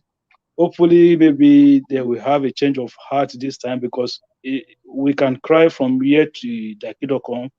My brother, one of them is going to be the president of Nigeria come next year. So all we have to do now is just hope that they have a change of heart, that they have become reformed within themselves to want to do what is right, because that is the only way I can see anything positive happening. Without that, I don't think we'll just coast till 2027 again. That is the norm when it comes to how we do things in Nigeria today. Thank you very much, brother. Thank you very much, my good brother Akin. I appreciate you. And let's move to my brother Dolapo. Dolapo, talk to us.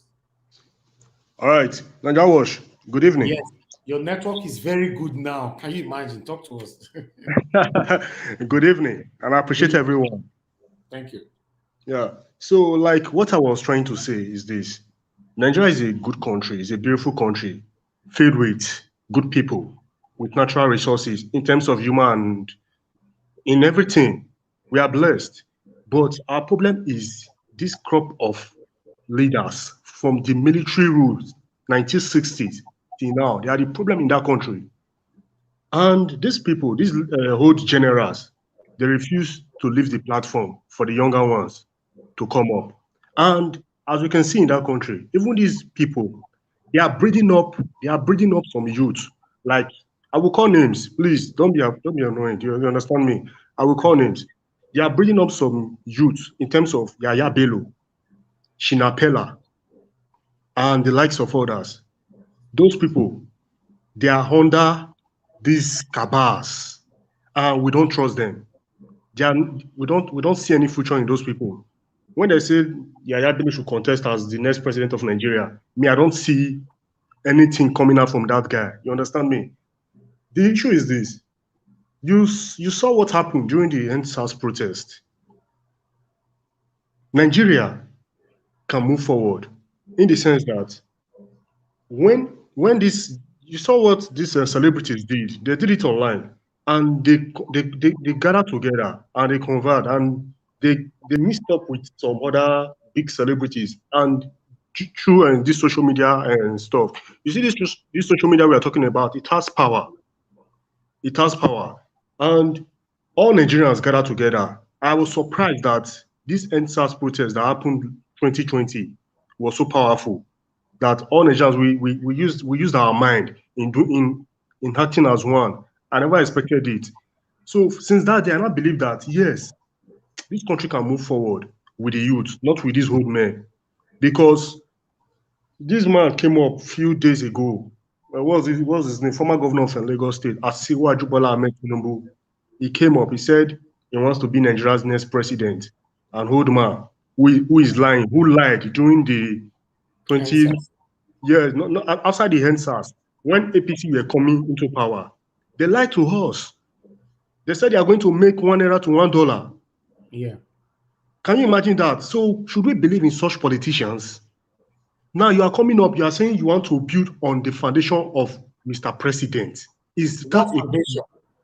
I don't understand. Is that a good foundation whereby herdsmen are killing people? There is insecurity in the country. There's a lot of corruption in the country. People are hungry in Nigeria as I'm talking to you. The way people, the way people are begging online, like asking for money online, it's strange. It does not happen before. It's under this APC federal-led administration that is happening. And I would say Nigeria have a long way to go because this 2023 that is coming, it's already late for we youth to move forward. I believe after 2023, we can say, okay, let's gather ourselves because these politicians, they have already scattered us.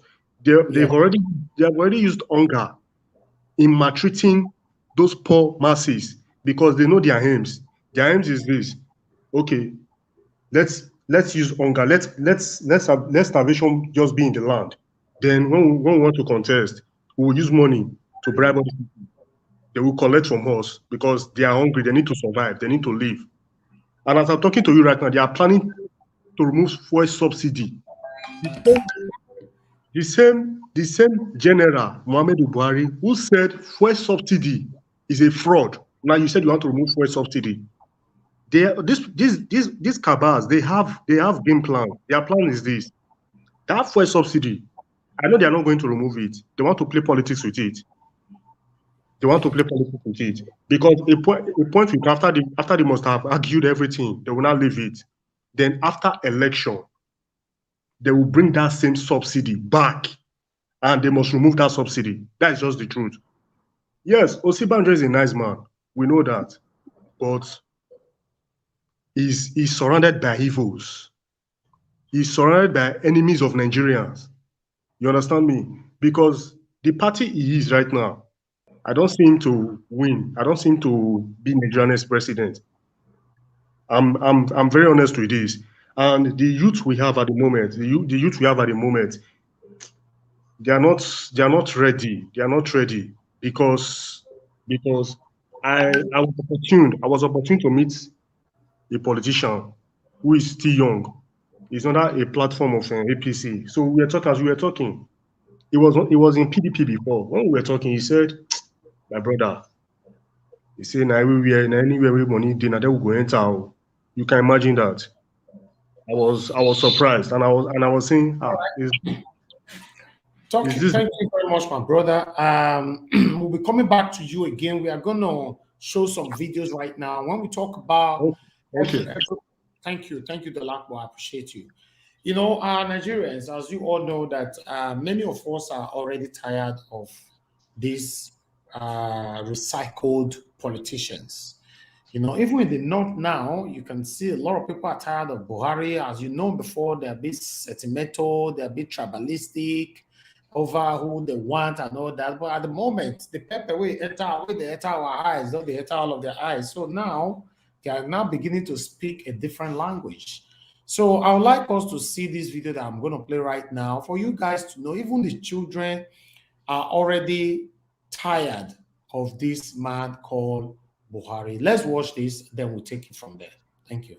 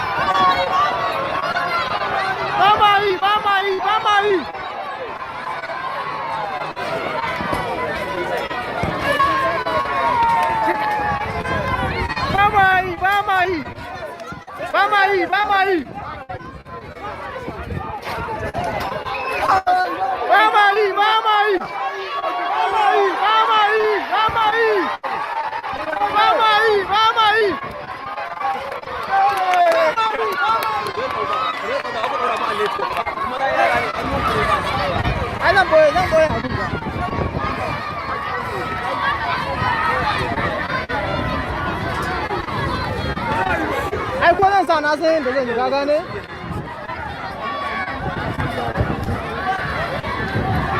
ba ma yi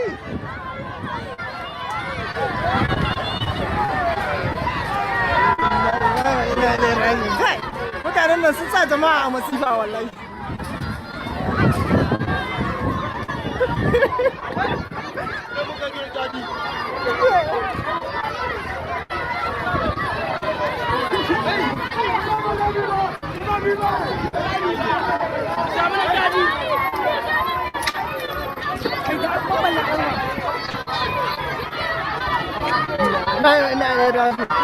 Zan Buhari Zariya kenan wato zan Buhari Zariya kenan aka gudanar da wannan abu na ba ma yi mutanen nan sun zama a cikin masifa da bala'i inna lillahi wa inna ilaihi raji'un Allah ya sa mu dace mutane na cikin masifa kuma yadda aka kona shegiya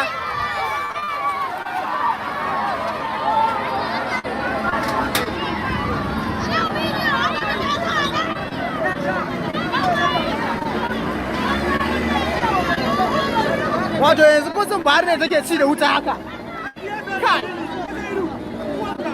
fasin bahar ne take ci da wuta haka All right. Thank you very much, my people. As you can see right there, that all Nigerians are tired. But meanwhile, I would like us to also watch this, some of the intimidation that our people are passing through in the hands of our government. Watch this. Officer, don't try that. Officer, don't try that. Don't try that nonsense. This guy I'll kill you again, officer, you look at me. Big bad. Don't fight me.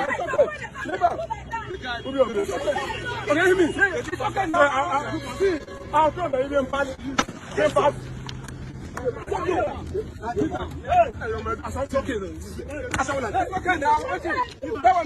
It's okay.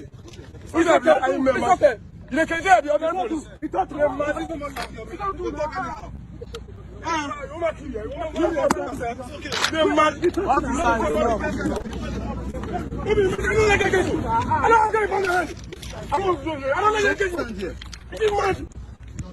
Where you? Go police or fire, man. You don't mind. I'm just like you. The man. Don't fire, man. I'm not even getting motor. Is it me? Is that the police? You don't sound better than you. You're mad. You don't know me. See, I'll play to you.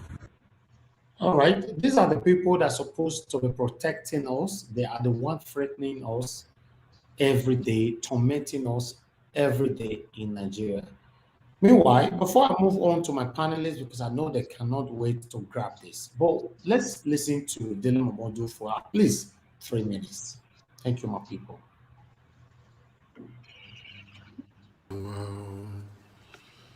Àwa ń jẹ́wọ́ rẹ pé ìwọ lolúwa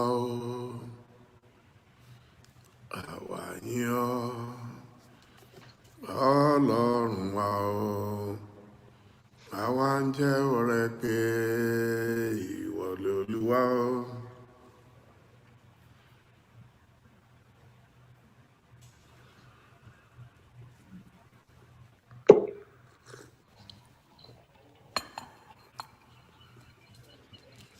Ọpẹ́lọpẹ́ rẹ, ọpẹ́lọpẹ́ rẹ o. Ayé ìbáyẹyẹ mi, ọpẹ́lọpẹ́ rẹ o. You are worthy, Lord. You are worthy, Lord. You are worthy, Lord. You are worthy, Lord.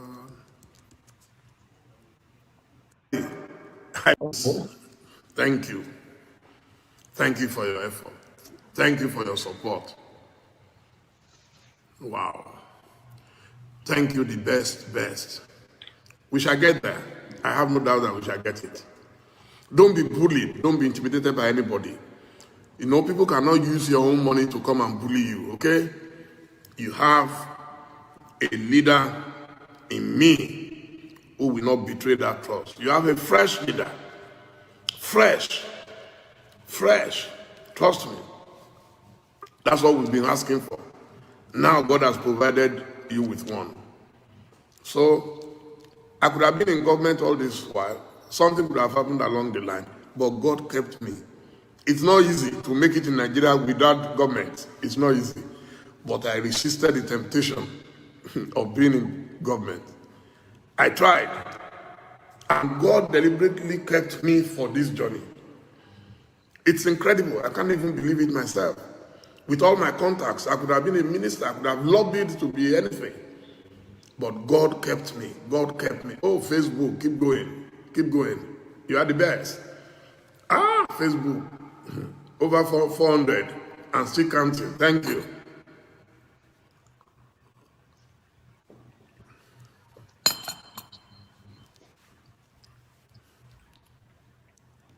Akin Tola Taiwo. I don't look like someone who fools around. All my life, I've taken my jobs, my assignments very seriously. I'm not kidding. I'm very serious. We shall win. Eric Ogums, we shall win. There is no question about it. You see, everything in life is about time and timing. Our time has come finally to win for Nigeria, not for me, not for my family. Thank you. All right.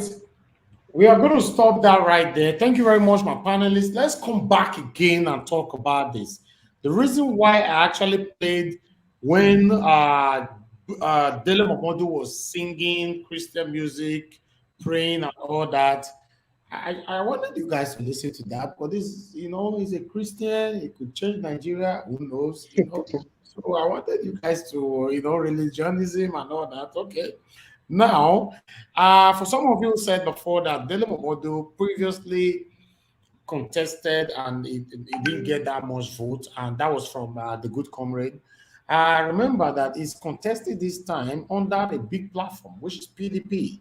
So I think he might have a chance. Who knows? So let me start from the top again. I will start with Engineer Ken on this. Engineer Ken, are you there with us, sir?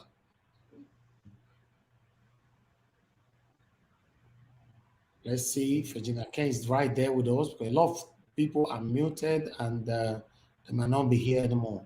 You know, okay. Let's go back to leftists. Leftists, please talk to us. What's your take on our Dele Momodu? We are working to bring him here for more questioning, but we're going to talk. Not too fire. You played the video. Let me start from the beginning when some alarm Marjorie were stoning their president, our so-called president. Yeah. Well, it could be also possible if they are not sponsored. Because these people doing such thing, they're always being sponsored. They don't have a mind of their own. Their Marjories don't have a mind of their own. Whoever goes to them and give them food and money and say, this is what I want you people to do, that is what they will do at that moment. So I don't want to believe that they actually know what change is all about. For them to be doing that. So you think that Dele Momodu was sponsored? No, I'm talking about the first video of the Northern Marjorie stoning. Okay, all right, okay. I started from the top of the top, okay. Yes, I started from the top. I said that Marjorie video is not a serious thing. I don't want to take them serious because these people are people any of the Northerners can go to, give them food, give them money, and give them the job. Just stone these people, let me record you people. They will successfully do it. They don't have a mind of their own. So you cannot what about take the second video? You cannot take that first video serious. It is all politics. Talking about the second video was about Sergeant Jude Ugodu. That was his name. That is his name. You know, some time ago, I told you something here on this studio that most people doing these things are mostly our people. Edo light. In Edo, I said this before. I said you hardly see an Hausa man behaving like this. It's not because I love Hausa people. I'm talking reality. I'm talking truth. Outside their area, you hardly see them molesting people like this. I've been in Edo all my life, and I know what I am talking about. I am a friend to the command. I told you before, I said, a commander told me when I reported, I was about to see him. And the Edo man stopped me. I was embarrassing me because it looked like we take food come off our mouth. Almost broke my phone. When I entered the commander's office, I tried to report. He laughed. He said, I will tell you this. Check who do this thing, and I hear Edo brother. I said this thing before. Now, Sergeant Jude Godu is an Edo man. He's an Edo man. Look at his anger as if because he's giving gun, he now has the power to intimidate. In fact, that one is a criminal. Although he has been arrested, though, going by the police. Yes, he has been arrested. 4 of them have been detained on that patrol. According to the police, the report they gave, he has been arrested. Yes, he has been arrested. The 4 of them have been detained. They are going to go through orderly their procedure of investigations. And I pray that investigation become real, because if these 4 people, what happens is this: if they are loyalists, they only just verbally try them, maybe remove them and take them to another place. Nothing happens to them. The only thing that will happen to them, if they are not loyalists, if they already have this bad record with Ogas, they don't settle well, they are still arrogant with Oga. That's where hand go beat them. If they are loyalists, they're actually doing the job, then they settle Oga well. Now, Oga said them all this thing, they don't have their power. They do this thing, they shoot anyhow. If the information go to Oga, Oga will cover, because now their money they come from. They don't intimidate you. They won't part with your money. They are criminals. They are, I call them legitimate criminals. Police, they are supposed to protect me and my property. They are the one intimidating me, shooting me if I don't comply, if I don't agree with their terms and conditions. That's for that. They've been arrested so far because most of us actually put these things on social media, and it went viral. People shared it from my post, from my Facebook, and it actually went viral. So according to the police commission, they said the viral video. That's when I already knew. I saw it today that the viral video going on, that the 4 of them have been arrested. So we'll leave that if they have been arrested. Then going to Dele Momodu. Dele Momodu wouldn't have started singing Christian song here. Okay, sorry. Go ahead. You see, these people, they tend to forget that this is a country of so many people and so many religions. Now, if you are singing the Christian song and the Northerner do not agree with that song, they will not agree with you. Coming to sing Christian song is not just it. I think he made a very big mistake there. He would have removed religion. He would have come out straight. If you want to talk, come out straight and tell us what you think, what your plan is, what you think you have for us. Don't come in other religion to start singing. Look, Nigeria get, I think, the highest almost bishop for the whole world. They get the highest church, street by street, house by house. But now they poor pass. Now they fast pass. Now they do miracle.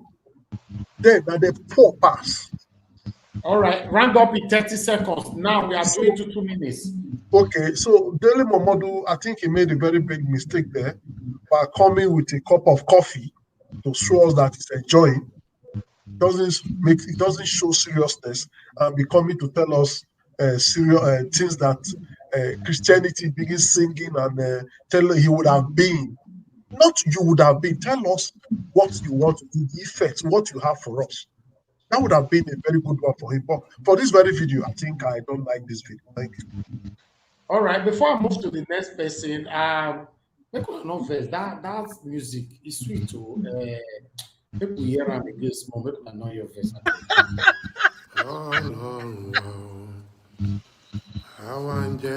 pé ìwọ lolúwa o. Àwa yìn ọ́, Ọlọ́run wa o. Àwa ń jẹ́wọ́ rẹ pé ìwọ lolúwa o.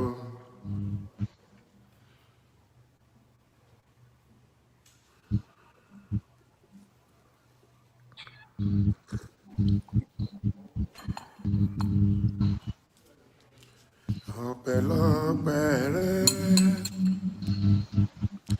ọpẹ́lọpẹ́ rẹ o.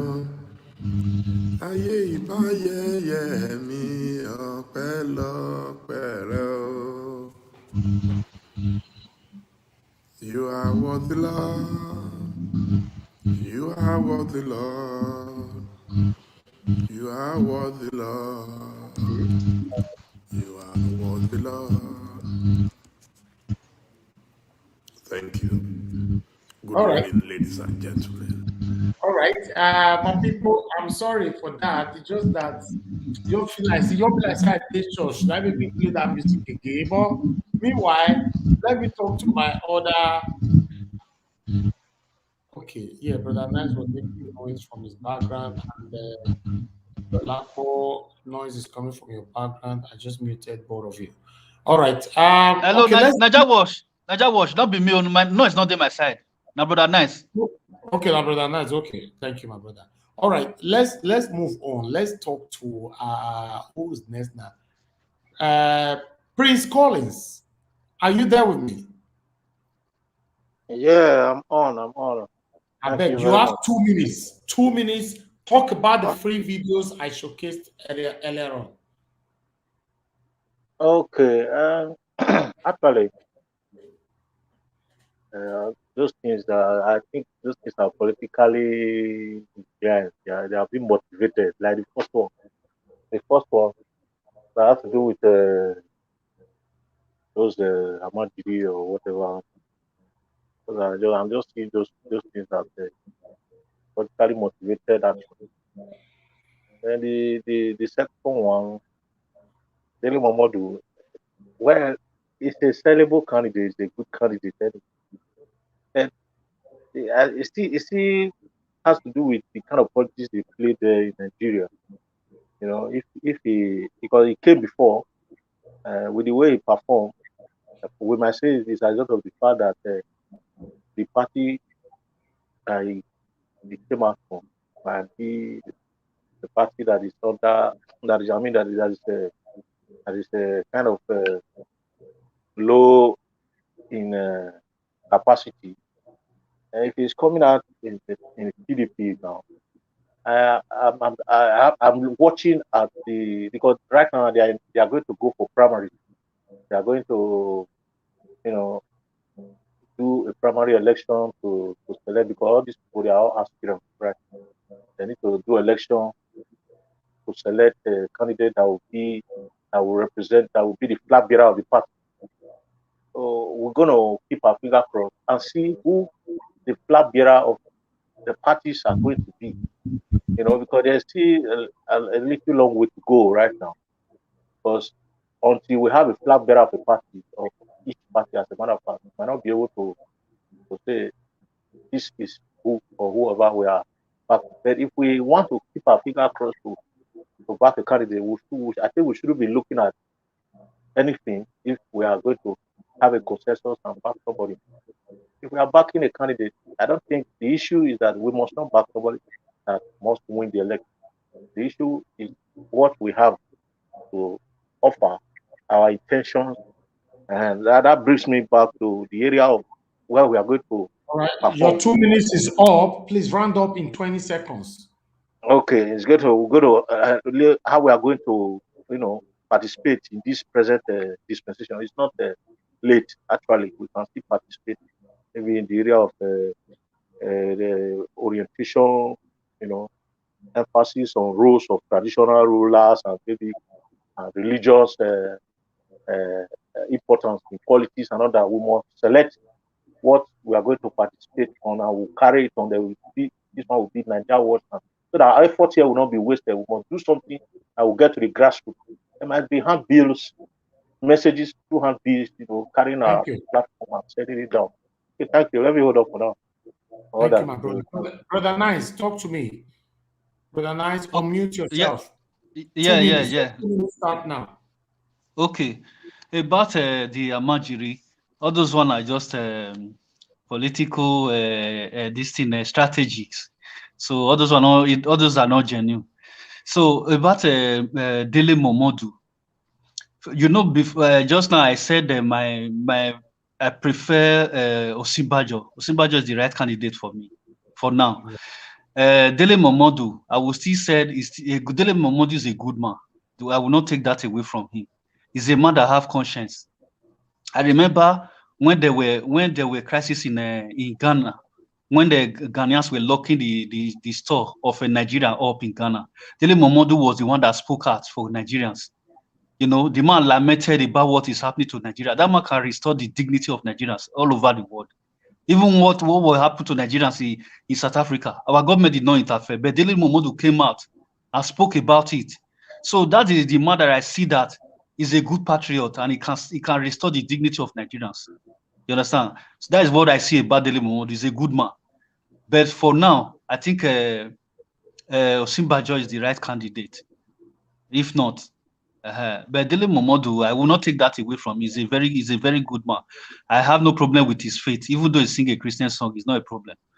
But I know if he put more effort, people love him and people can still vote for him.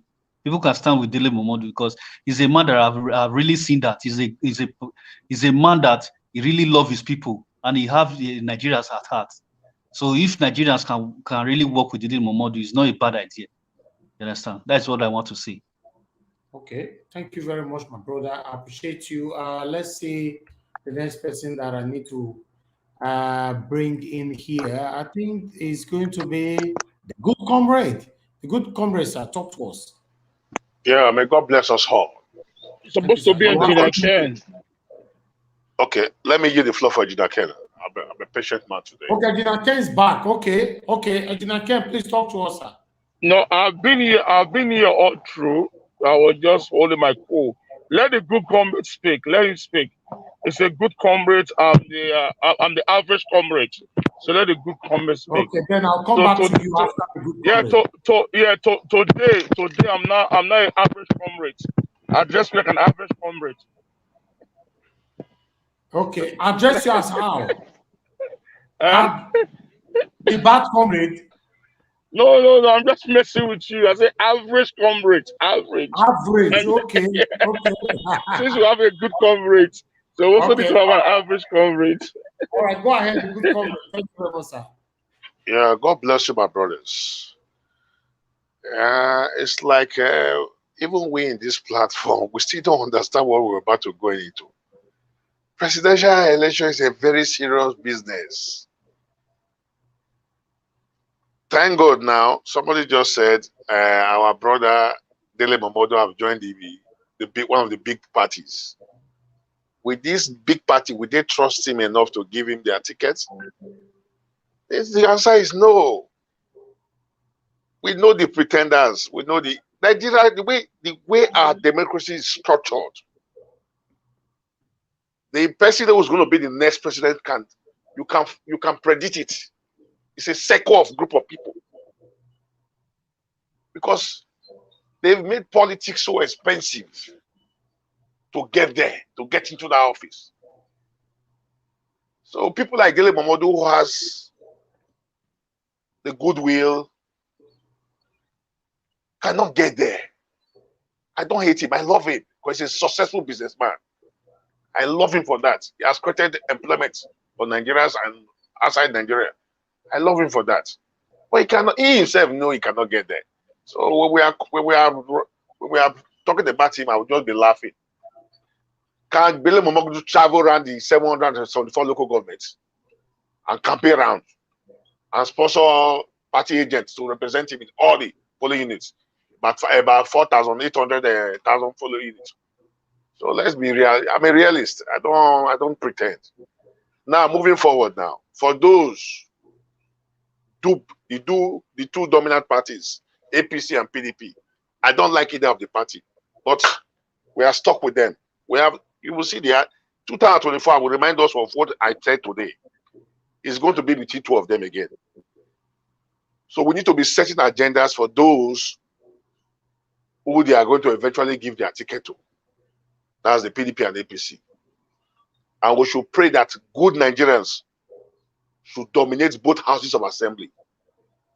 Even if you have a demon as a president, if you can have vibrant Nigerians, God-fearing Nigerians, Nigerians that love the country, to dominate the House of Senate and House of Rep, the 360 members of representatives and 109 members of Senate, there can be a good check on the president and put him in the right track. So Nigerians must get involved. It's not enough to just be talking. We must come down, register, have our PVC, campaign from street to street. And those in diaspora, Nigerians in diaspora are very influential. Most of them are breadwinners to their family. So they control to a large extent the happenings in their family. So they can influence votes. They should come. It's not just talking, talking on air. We should come and be on ground. Those pastors, those engineers, those doctors, those lawyers, they should get involved in the process. Because if we keep shying away that politics is a dirty business, the Agberus, the illiterate will keep dominating us. And we have no choice to keep carrying out the laws they will pass into the bills they will pass into law. So everybody must get involved. A man I will love for unity and equity for Nigeria to move forward. Because Obasanjo is a Southwesterner. I've done 8 sound years. Buhari, a Northerner, is doing 8 years now. So you can see it has gone to the Southwest, it has gone to the North. Now Jonathan did 2 years and 4 months, completed Yar'Adua's first 4 years. He did his own 4 years. That's a South man, which is also good. Now the Igbos, they are agitating. Brafa, they want to cut off from Nigeria. They should put their hearts together, reach out to other parts of the country, because you cannot win the presidency of a country all by yourself because of your region. You have to reach out to other regions, romance with other people, win people over. Then the man I would like to project is my brother Kingsley Moghalu. We should go and make research and read about that man. No, has he indicated interest yet? Yeah, it's part of it. Yeah, he has always been there. It's part of it. He was the former CBN governor. He has worked with United Nations. The man is so sound. You know, he has what it takes. He has intimidating credentials. He's coming out. He's coming out on in which African Democratic Party. That was the last party he contested on last 2019 election. It was in YPP the year before, the election before. Now he's in ADP, African Democratic Party. It's a very sound man. He's from the southeast. Do you think the party have a chance, sir? Huh? Do you think the party have a chance?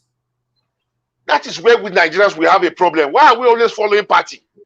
Okay, the APC and PDP we are following. Where have they taken us to? No, it's a. Are you aware in the next few weeks now, fuel will be 420 naira per liter under this APC that promised to come and bring things down? Hello. I didn't know worse than the demon PDP we ran from.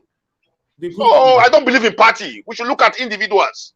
Okay. We should project them. This man has never had any political office in his life. We should project them. If we stand behind it, we will get it. But we are not ready because of the level of illiteracy in the country, because of the level of poverty in the country. We keep running to APC and PDP. I don't know. Osinbajo is a very sound man. He can be a very good president, but they will never give him power. Sir, because the Tinubu himself that brought him, his godfather, wants to go there. He can't even contest against his own godfather.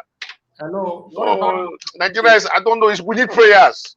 We will not talk for nothing tomorrow. We'll see. Nothing will change. You see the same circle. Hello. What about Governor Wike, sir? Governor Wike is very sound.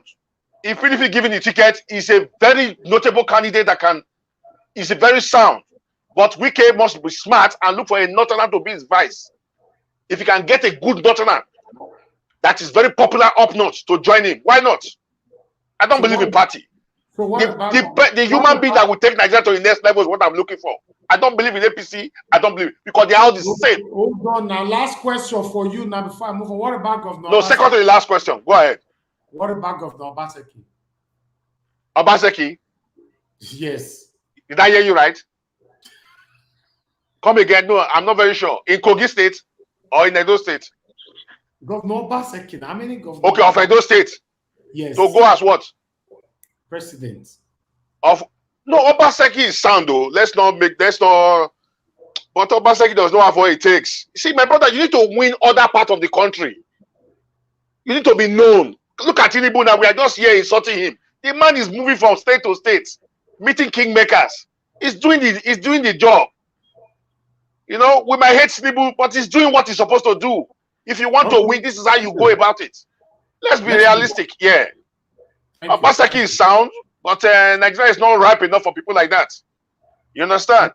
All right. Thank you, the good comrade. Thank you very much. Thank you. All right. My people, let's move on. Mr. Jimo, are you there with us? Before Mr. Jimo, anyway, I have Alex in the building, and we have Mr. Mori in the building. I was about to talk about Mr. Mori because we have not seen him for a while. Mr. Mori, sir, how are you doing? Good evening to you. Good evening, my beloved brother Elvis, and good evening to my co-panelists, our viewers all over the world. Good to be with you. I've been very sick, so I've missed a lot of series on this forum. Very sorry, my brother. Very sorry about that. Thank you very much. I was just going to talk about you on this platform today because I said, okay, something must be wrong. I hope you are getting better now. Yeah, I'm getting stronger by His grace. Thank you very much for your concern. Wonderful. Thank you very much, sir. And we have Alex. Alex, are you there? Can you hear me? Alex has been struggling with his network since. So let's hope he has not sorted that out. Let's talk to Mr. Jimo, sir. Talk to us. Yes, thank you very much. Thank you very much. Actually, I don't want to spend a second to discuss the issue of the Almajiri because they are just not in the picture. Let me talk a little about Dele Momodu. You see, it's a sound mind. It's very good, just like so many other people running. But you guys realize that in Nigeria politics, actually, you contest and make more money. Let me draw you guys' attention to that. Some people from the very onset know that they are not going to get a ticket, but they contest to make more money. At the end of the primaries, they are richer than before. So I don't want to mention names, but that's what we do in politics back home. I don't think that, I think Dele Momodu knows himself that he's not going to get it. He should come out and tell us actually what he is fighting for. For the presidency, he just came back this year or last year to PDP. And you want to go and get the ticket. From who? Which leader? Which ward? Which local government? Look, I think last time he got 1,000 and so votes. This time he's not even getting up to 200. 8,200 votes. What is meant for getting 50 million? He cannot get up to, he will get about 200 this time. Look, you have left the party for years. You are coming back and you are asking for the ticket. He knows he's not getting it. He wants to make more money. His friends are going to give him money. You're not going to give him. You see, the money you spend in politics is not refundable. It's not refundable. You can't give him 10 million naira today and say, look, go and run. If you don't make it, pay me back. Oh yeah, man, I have back. You can't get the money back. So that's why they are all there. We must call a spade a spade. The people that are there, the presidential candidate of APC was already known 4 years ago. There's already an agreement. So every other one contesting now, they know their fate already. At the end of the day, they will either become minister or board members. And that's it. So let's not really bother our time on those guys at all. You know, I don't know what you call the other two you mentioned. One is it Pillar? I don't even know. I've not seen that one. Come on. Those ones are not in the picture. You know, I'm sorry that I am saying this, but it's the fact. Thank you, guys. Thank you. Thank you, sir. I appreciate you. Because of time, let's move on to Engineer Ken. Engineer Ken, can you hear me, sir? Yes, I can hear you loud and clear. Okay, please talk to us. What's your Yeah. take on, let's just focus on Dele Momodu now, or you want me to play his music for you again? No. I've seen it all over and over again. I don't trust that man, and I don't think that man is capable enough to handle Nigeria. You know, He's a right now, Christian. Nigeria state. He's a Christian, though. You know, it's not about religion. It's not about religion. What difference does that make? Okay, it doesn't make any difference. It's not about religion. If we are to follow religion, it's religion that put us where we are today. I'm a Christian. I'm an elder in the church, but it's religion that places us in where we are today. You know, a lot of them do shit because of religion. You know, and they don't do things right. So it's religion that has been our problem. You know, so I remember in those days when we were growing up, you know, when they hear juju, you know, everybody will be shaking. You know, all of them will do right. You know, none of them want to do anything wrong. So it brings fears to the society. You know, Dele Momodu is not ready to become the next president. We need a viper person, someone like Wike. You know, if PDP can give Wike a ticket, you know, I will support Wike. You know, and I also love Goodluck Jonathan because of the way he handled things in the last previous election between him and Buhari. You know, if Jonathan can come up again, I think he will do better this time. You know, so that is my take in all these things, Wike or Jonathan for Nigerian president. Thank you, Engineer Ken. I appreciate you. Let's go on to Akim. Mr. Akim, talk to us. No, thank you very much, Niger Watch. Thank you very much, Mr. Moroyi. Thanks, everybody. According to the video that you played, I'm just going to analyze that as quickly as I can. First of all, for the Amajari ones, I think what you see there is that the Buhari government is touching the northern elite. Okay, the northern elite are not as comfortable as they used to be. The insecurity challenges that they are facing up north, I don't think a lot of people don't realize how worse it is up in the north, where you have some states where bandits are actually collecting taxes in local government. You know, you have some states where bandit kidnappers just go into people's house and knock door and bring them out and take them away. So it is very bad up there in the north. So the elite are feeling it. So that is what you are seeing on the street there. Having said that, on the issue of that police officer, this is what I've always said to us on this platform. We should always clamor for us to have a very sound institution. The institution of the police is something that we have not properly reformed and properly formed as well. We are complaining that this guy has done what he did, but the recruitment process, how do we recruit police officers when it comes to issue of policing? So are we taking all of this into consideration? You cannot plant cassava and you want to harvest yam. You plant cassava, you harvest cassava. That is the theory. That is how it works. So we cannot recruit people who you did not put through any vetting process or any kind of checking process, and then when they start behaving in that manner, you start complaining. That is what we have bargained for, and that is what we are getting. Then on the issue of Dele Momodu, I think the Dele Momodu is still a victim as well, just like every one of us. We are all victims of of our society not able to have strong institutions.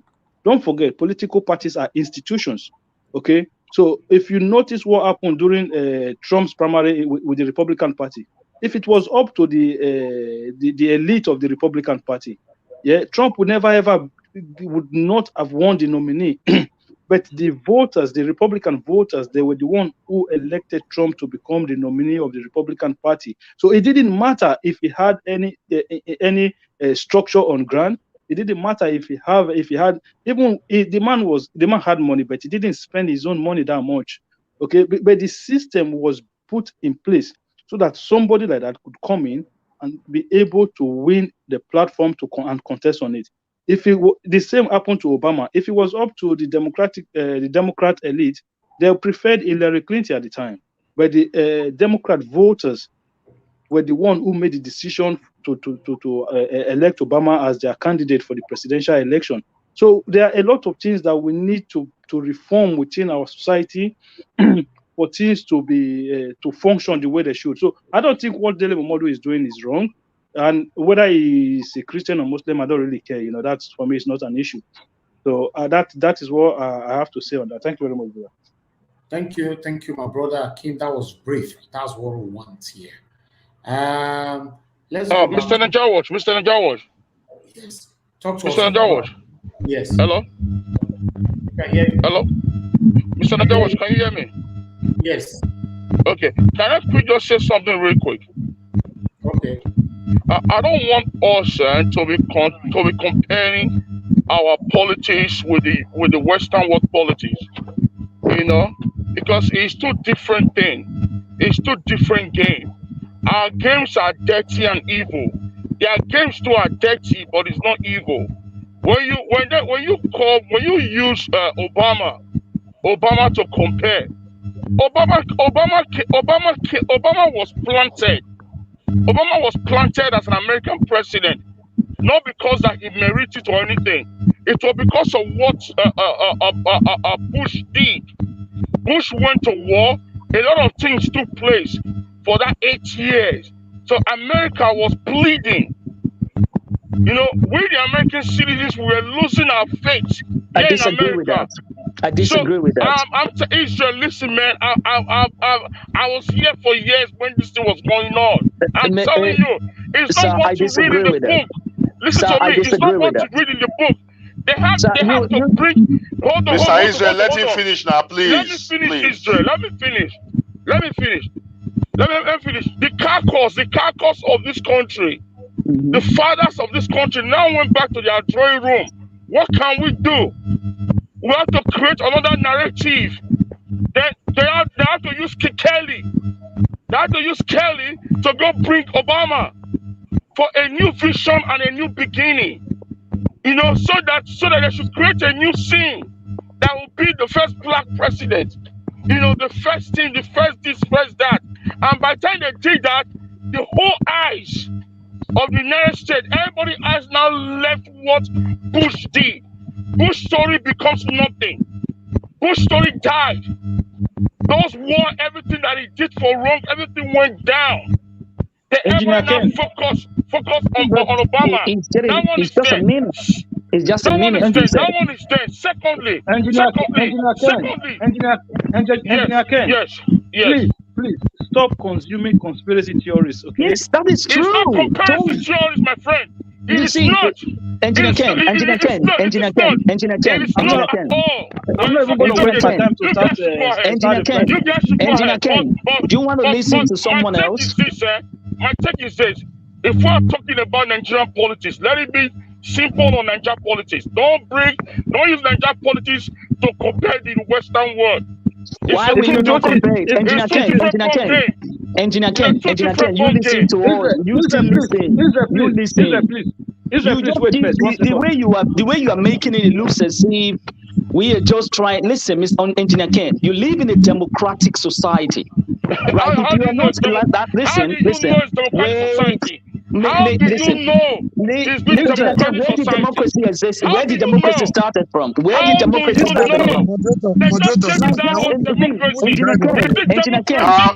Najawash, let me come in. This is a distraction. Can we bring this debate back home? Najawash, this is a distraction. Let's bring this debate back home. Let's keep our good focus. 2023 election. Hold on Niger now. Watch. Please. Niger Watch.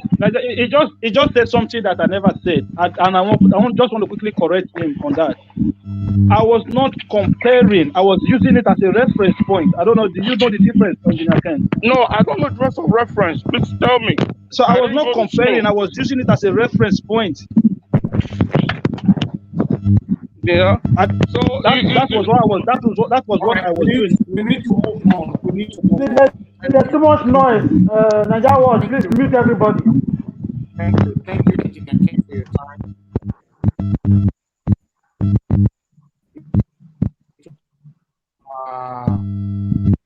Okay. I think it's coming from the lab talk for us. I think it's coming from you.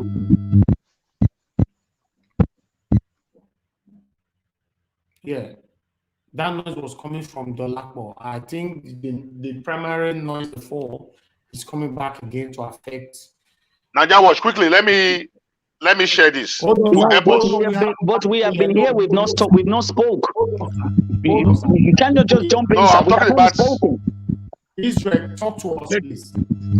See, thank you very much, Niger Watch, and thank you very much, my fellow panelists. You see, let me quickly just go to all these things that we've been saying since I've been listening. I am so much thankful for our brother Timothy, who just left the platform, because he said one thing. That Niger Watch, what you are saying is actually vibrating. I spoke on one thing. All what this guy said when he came to this platform, I never knew him before. It was 80% close to what I was saying. Our talking is what is going to change what is on ground, whether you like it or not. You don't agree with it, that is your own. Then number two, we see that social media has taken our politics to a new dynamic. See what is happening in the north, whether it is arranged or it's not arranged, but somebody was taking a video and sending it to the outside world. It doesn't mean that you have to be on ground to change what is at stake. Just as we're talking now, it is moving. People are sharing, and that is how it moves. So it gets to the destination where they have their Sunday newspapers on Wednesday, whether you like it or not. Okay? So what we are saying is your talking can have a change. Then we have the other one that the police officer. I agree totally with Akim. You see, this is what we have been talking about. Akim talked about recruitment, the functions, institution as a police. The recruitment, how is it done? That is the institution itself. Then the functions of the police. When the DSS was having that issue that day, you saw what I told you. When we have institution that does not know their functions, then there is a problem in the system. Look at that police officer. Is that a true police officer or is a mobile police? So you see that a mobile police does not know his function. A police officer does not know his function. A police officer will be doing the duty of a traffic warden. A traffic warden will be doing the duty of a soldier. A soldier will be doing the duty of a mobile police. So how do you understand? Most of them, you see the way he's talking, it shows that the vetting, what Akim was talking about. There are a lot of things that we need to put into consideration here when putting a system in order. These are the things we are lacking as Nigerians because our institution fails in their fundamental objectives and we are not putting them right. And we are still saying that there are two political parties, there's no other person. I keep saying it, stop suppressing these voters. And another thing that we need to also look at, what Engineer Ken said, I have to highlight on that.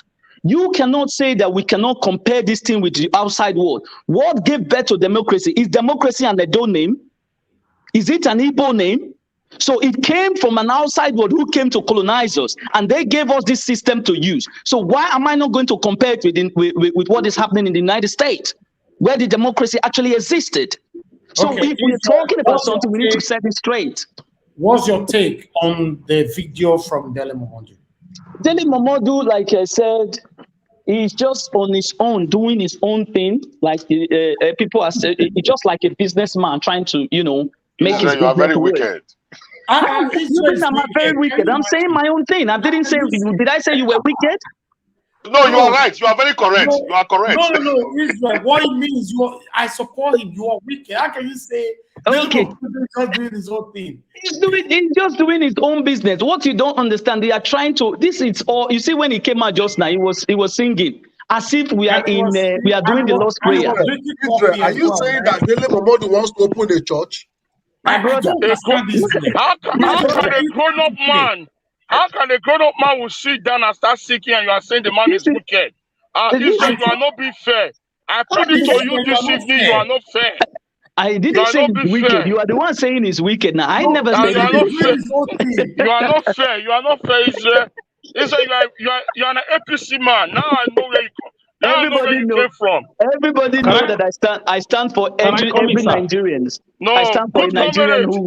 Good comrade. Mr. Najawas, can I come in, sir? Okay, no. Hold on, Alex. I come. Let Israel round up. Exactly. Yes. I just said these people are just doing their own business there. At the end of the day, Nigerian. I said this thing in my first opening statement. Nigerians should be very careful on how they actually screen who they are going to give their PVC to.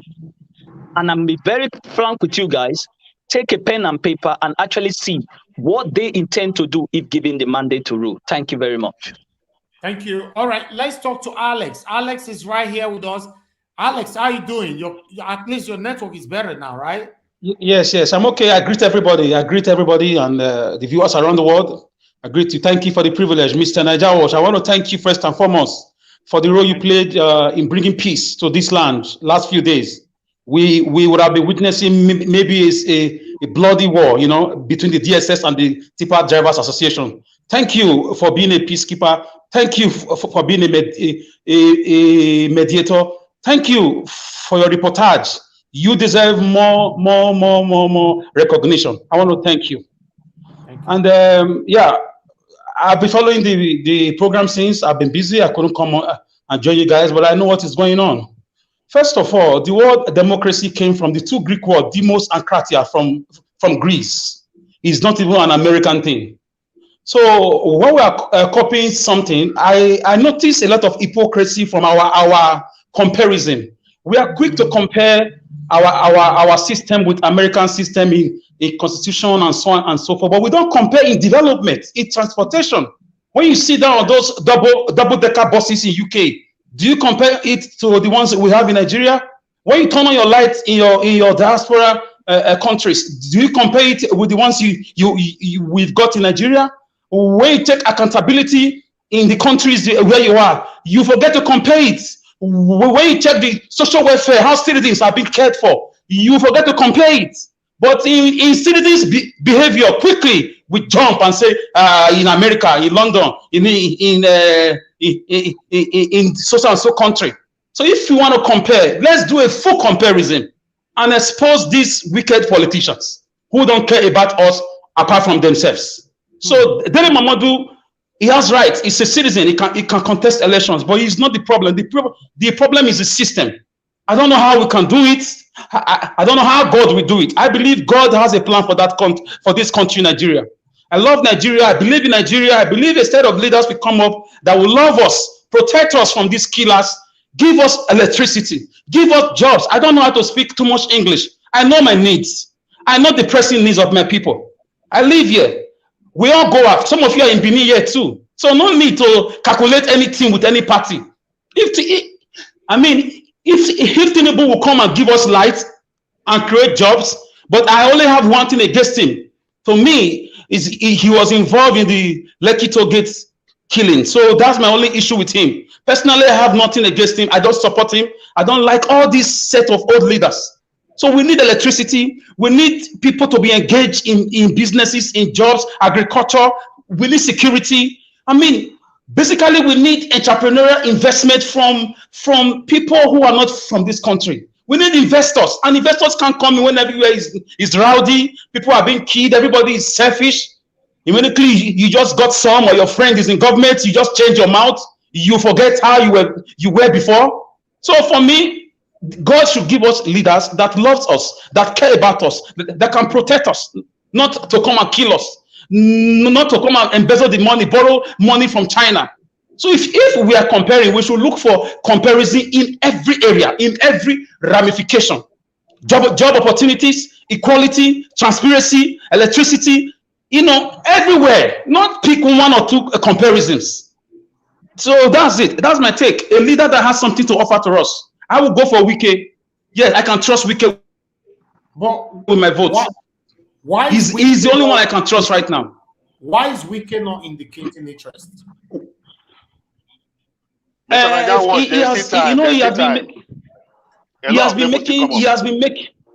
has Nigeria was, I want to wake up in a state where I know that my governor will protect me if I see Fulani herdsmen with guns in my area. I have a number I can call. There will be a rapid response immediately in 2 minutes at my gates. I want to live in a country where it starts from the federal government down to the state government. If you watch what is going on right now in the country, most of the state governors are copying the federal government. Some of them, apart from few stubborn ones like Wike, Autumn, and some of them, but the rest of them are copying them. They are copying the borrowing machine and the killer machine in Abuja to also demonstrate that negligence in their states. I don't blame them. Soon, all their tenants will be. Before you go, what do you think that can be the solution of the whole situation right now that we all are passing through in Nigeria? Mr. Good Comrade, I was listening to you from a sister platform yesterday. I'm going to answer you, sir. I want to draw something. Mr. Good Comrade, from the first time I heard about you on this platform, I was a bit skeptical. But yesterday, after listening to you for more than 30 minutes on one platform, I want to say on this platform that you are a very non-biased man. You are not a biased man.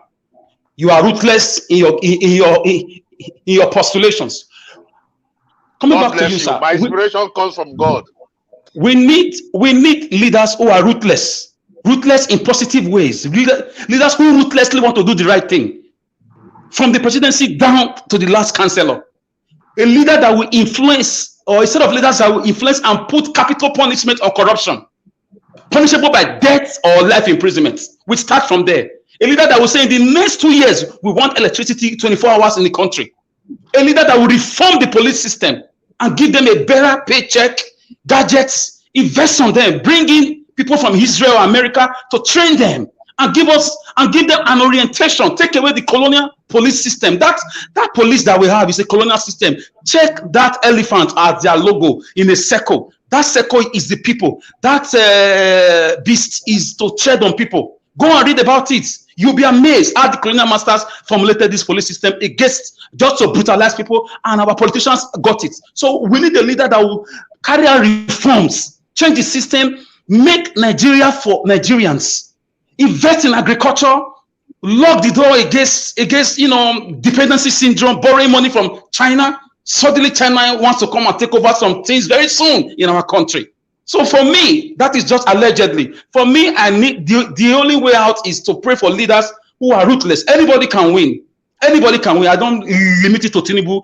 Anybody. I don't believe in you must have 30 billion to win election. Anything can happen these days. For me, anything can happen. If Algeria can leave Nations Cup yesterday, anything can happen in Nigerian politics.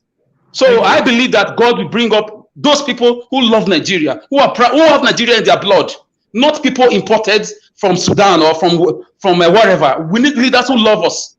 Thank you, Alex. Thank you very much. Let's talk to Mr. Murray. Mr. Murray, sir, talk to us. All right.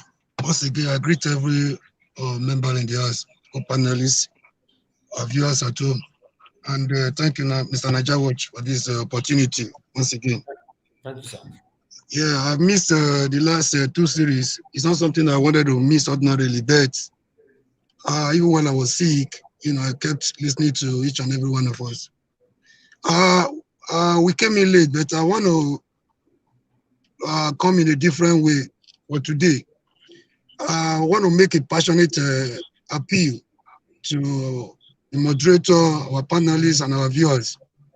Each time we come here, we must come with the mindset.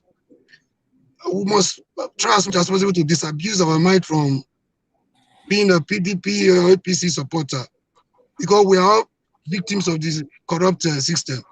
One thing is clear: when we come on this forum, one thing is clear. Almost everybody knows the problem. The solution is sometimes where we have differences.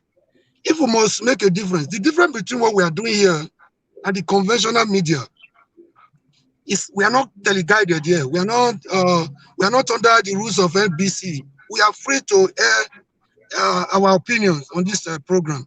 And the only way we can make a difference is to do something differently. I want to just correct some impressions, what I've seen from our contributors and from one cause. Number one, we must not have that self-defeatist, idea. And I hear some people saying the system is corrupt, vote does not count. There's no need for us to participate. Put a call to our people at home. It's not going to work. He has tried before, he failed. People counted the number of votes somebody got in the past election.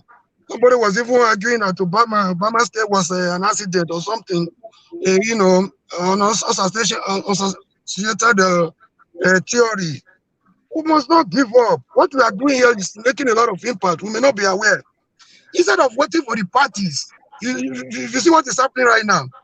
They are aware, even both the PDP and APC, they are aware that it's not going to be business as usual. So people are even saying, somebody went as saying, who will be the president of today has been concluded 4 years ago. My brother, I don't want to hear this narrative. Or else, the essence of coming here will be nothing, but we're not paid to come here. We spend our quality time, we spend our resources, just to be heard. We are educating a lot of people. People are listening to us. The last thing we can do, the least thing we feel we can do here is to give hope. If you tell people not to participate in election, there is a saying that he who fails to plan has already planned to fail. If you are saying, give a call back home and tell them not to participate, invariably you are voting for the bad system. You have just voted. If you stay at home that you're not going to vote, you have just voted, even while you are sitting at home. For who? For the same cabal that have been helping us ransom over the years. So let us not give up. Let's give hope to people. The parties are doing their convention, PDP convention, APC convention. We should be here doing the people's convention because that is what matters most. The only mistake we are making, when we've been repeating the same mistake all over the year since 1960. Do you know why? Because as a people, we have failed to realize the power we have. Sovereignty belongs to the people. Even the military sometimes take power by force. Do you know after taking power, they still seek legitimacy from the people? Or else, any military regime without legitimacy, the only thing is that they suspend the constitution. They still want to be welcomed by the people. If they are not welcomed by the people, they cannot stay. So let us not come here and, discourage people. No. As they are doing their convention, we are doing the people's convention. And the result of the people's convention is that people, the parties, it will go to a stage. They're looking to let APC throw up their Tinubus of all this world. Let them throw up all the criminals they have in this world. Let the people too be networking to throw up people, credible candidate for the people's convention. At the end of the day, that is what we emerge. Because if they throw up the millions of Tinubu, it will not work. PDP, if you see what the PDP is doing right now, they are confused. They don't know what to do because they know the people are awake. So let's continue to encourage our people. Money does not win politics. If you feel our vote does not matter, why come they busy going everywhere sharing money? I saw people bagging rice and beans. If your vote does not count, why are they doing that? Why do they go from word to word campaigning? Let me tell you, my brother, money is not everything. If you feel money is everything, today, Pastor Yamu will have been the governor of the district. The Tinubus brought their money. The late Captain Oster of blessed memory brought their money. Kubensi Fata was on their side, but they didn't win the election. No. Why? Because people were ready even to share their blood for that. To oppose that operation. This time we come here to say vote does not count. My brother, it takes me 1 million steps backward. God bless you. This time we come here to say who will become the president has been concluded 4 years ago. Let them conclude their own. As they are making, this is the people's convention. The power belongs to the people. The power of the people is more than the people in power. Until we realize this fact, they will continue to take us for a ride. My brother, I'm not here to support any candidate. The candidate that will emerge, this is another opportunity. If we miss it this time around, my brother, Nigeria is in for a serious trouble. This is a crucial moment for everybody to wake up and issue. Let's use our voice. Let's use whatever we have. Let's use our money, to embark on the People's Convention like we are doing right now. Let's take the message to the downtrodden.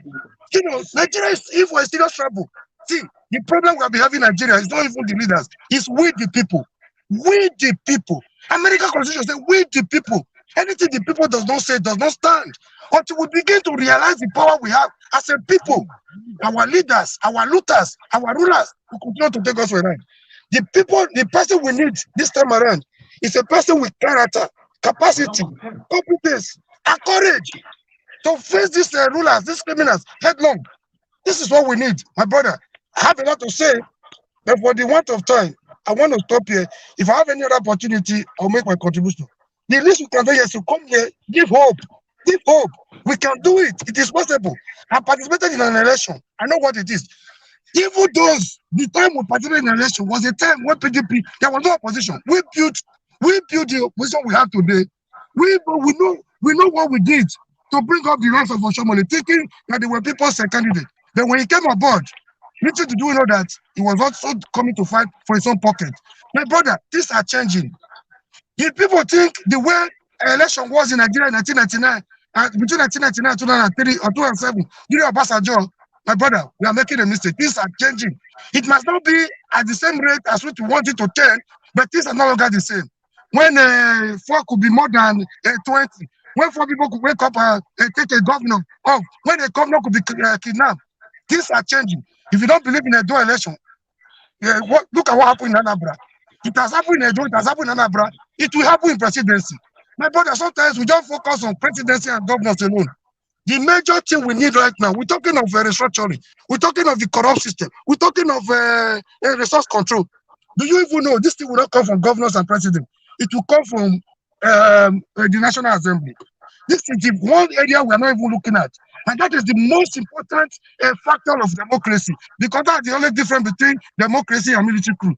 The only what you don't have in military rule is National Assembly. That is the difference between meritocracy and democracy. So these are the people who must be able to network to elect people of credible character to National Assembly, because that is where the change will come from. On the issue of revolution, when we talk of revolution, people look at it as a bloody thing. No, what we are doing today is revolution, because the revolution of the mind is the greatest asset that will liberate our people from the shackles and tentacles of these criminals called politicians. So, revolution of the mind is the poverty of the mind is the greatest problem any nation can have, and that is what has been holding us in bondage. I will stop there for now so that I will not take much of the time. Thank you very much. Thank you, Mr. Mori. I appreciate you. I gave you that time because you have not contributed since. So I'm Thank you very much. I appreciate it. I appreciate it. Mr. Delapo, please talk to us. Yeah, Nanja Wash, thank you so much. I really appreciate it. Yeah, like what the last caller just said, he spoke very well. I won't lie to you, he spoke very well. But let's be sincere with ourselves. Let's be sincere. Does other political party have the structure to win an election? That is the issue. We have PDP and APC, and I will be bold to say this, that these two parties, they will produce one of the next presidents come 2023. I'll be honest with you, these two parties, they will produce one of the presidents come 2023. Not until we youth, we restructure ourselves, we plan properly, so that we can fight in ourselves, to be in that system. Things will not get better. I won't lie to you. It's APC or PDP that will win come 2023. Let's be honest.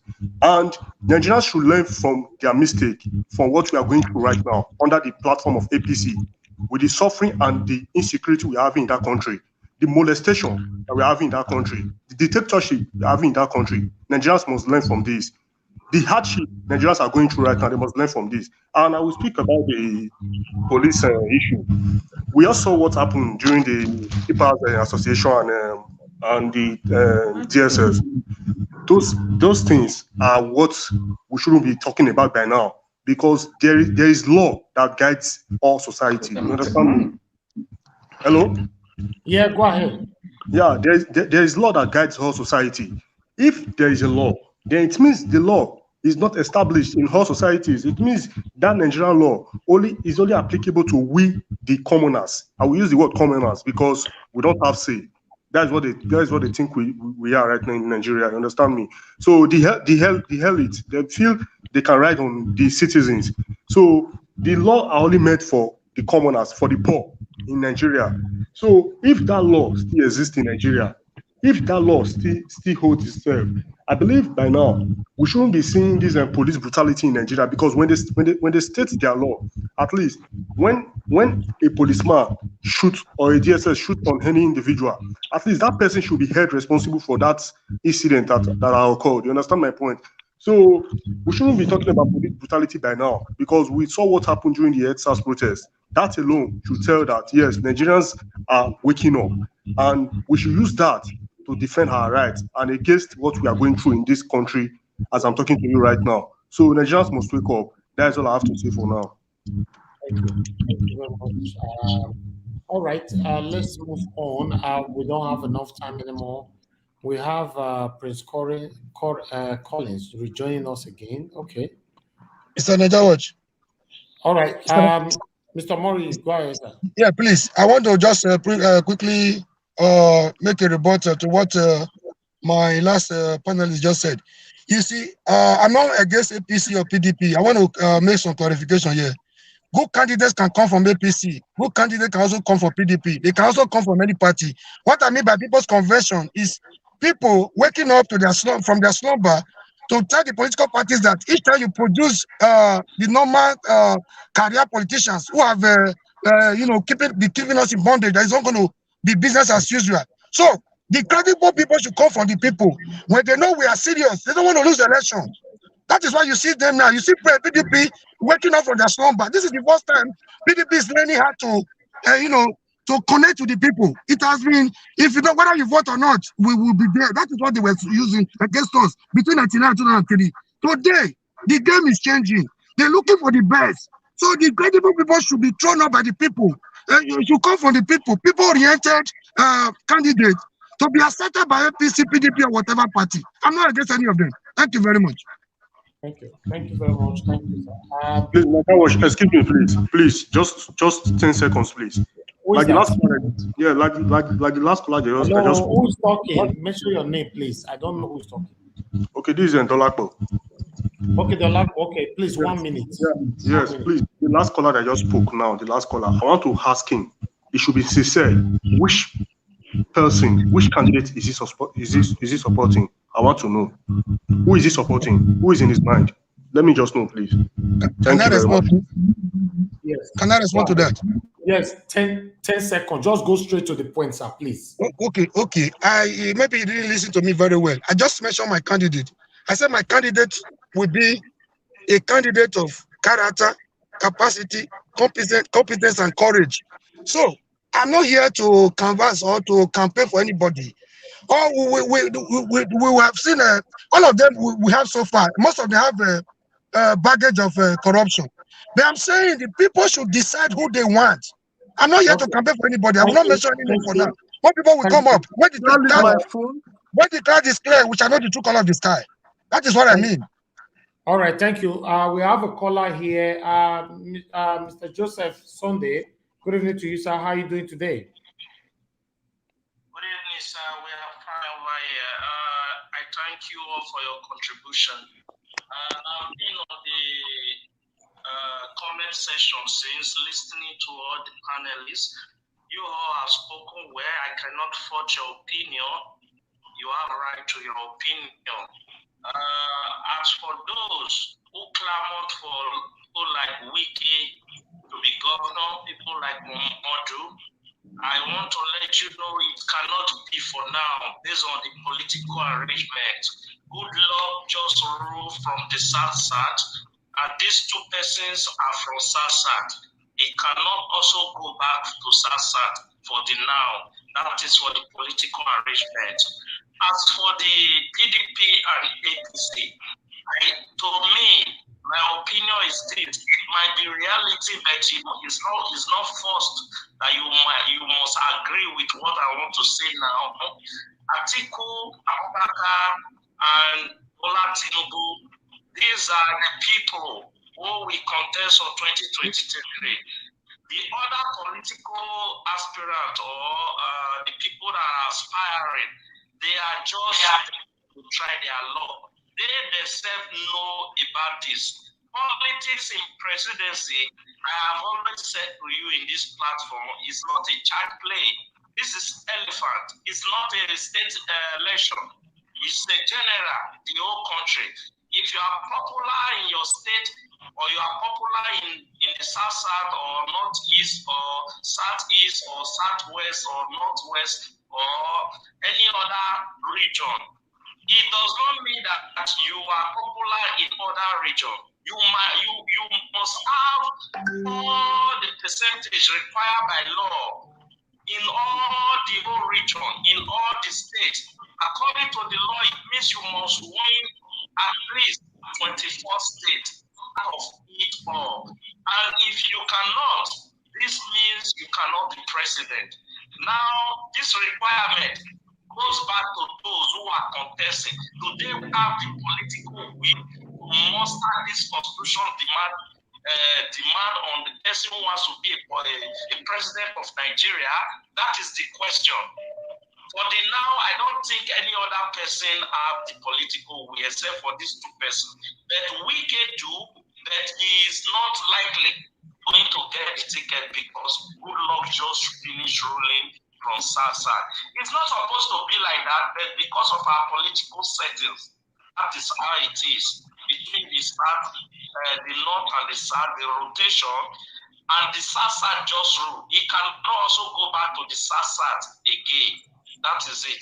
Thank you. That is my contribution. Thank you, Mr. Joseph. Can you put that caller? Can you put that caller around so that he can take some questions, please? Okay. He already gone. I'm sorry. Oh, he's gone. That is not what we want in this forum.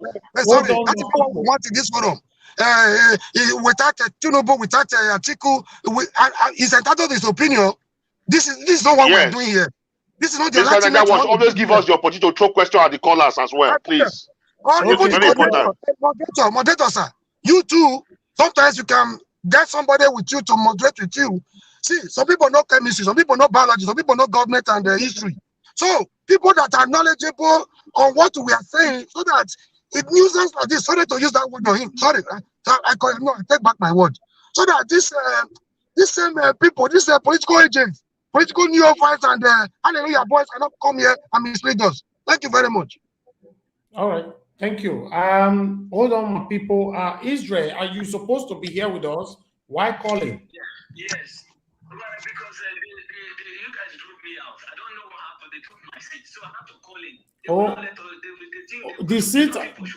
Oh, the seat is already. Oh, it's gone. Okay. Yeah. Okay, Israel can wait for 2023. Israel, listen. Let me quickly go do something. As I'm going out, just come in. I want to quickly go do something now. Okay, Israel, come in now. When you come in, it will come out. I think you know that one. Just come in. I want to quickly. Leftis is leaving. Can you come in now? Mr. Leftis, where are you going to?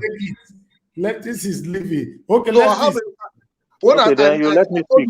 Many other people are indicating to come in. I believe Israel might not have the chance. You know. Anyway, we have a caller. Just hold on, my people. Let me talk to this caller. Good evening to you, Mr. Chris. Please talk to us. Mr. Leftis, come back, oh. Yes, definitely. Please hold on, my people. We have a caller. Mr. Chris, please be audible. Talk to us. Can you hear me? Yes, we can hear you. Go ahead. Good evening to you. Go ahead. Okay. Good evening, everybody. I just want to thank you. Volume. We can't hear very well. You need to be audible, sir. We can hear you. Just be a little bit audible. Okay. Can you hear me now? Yeah, it's better. It's better. Go ahead. Okay. I want to thank you.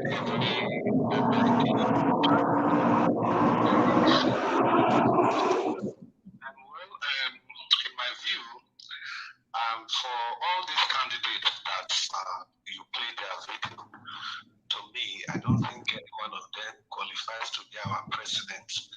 Because the truth is this, if you look at Dele Momodu, even the other young lady, and the rest of them that play their videos, what have they been doing since? What activity, what political activity have they been involved in? What did they do during the NSAS?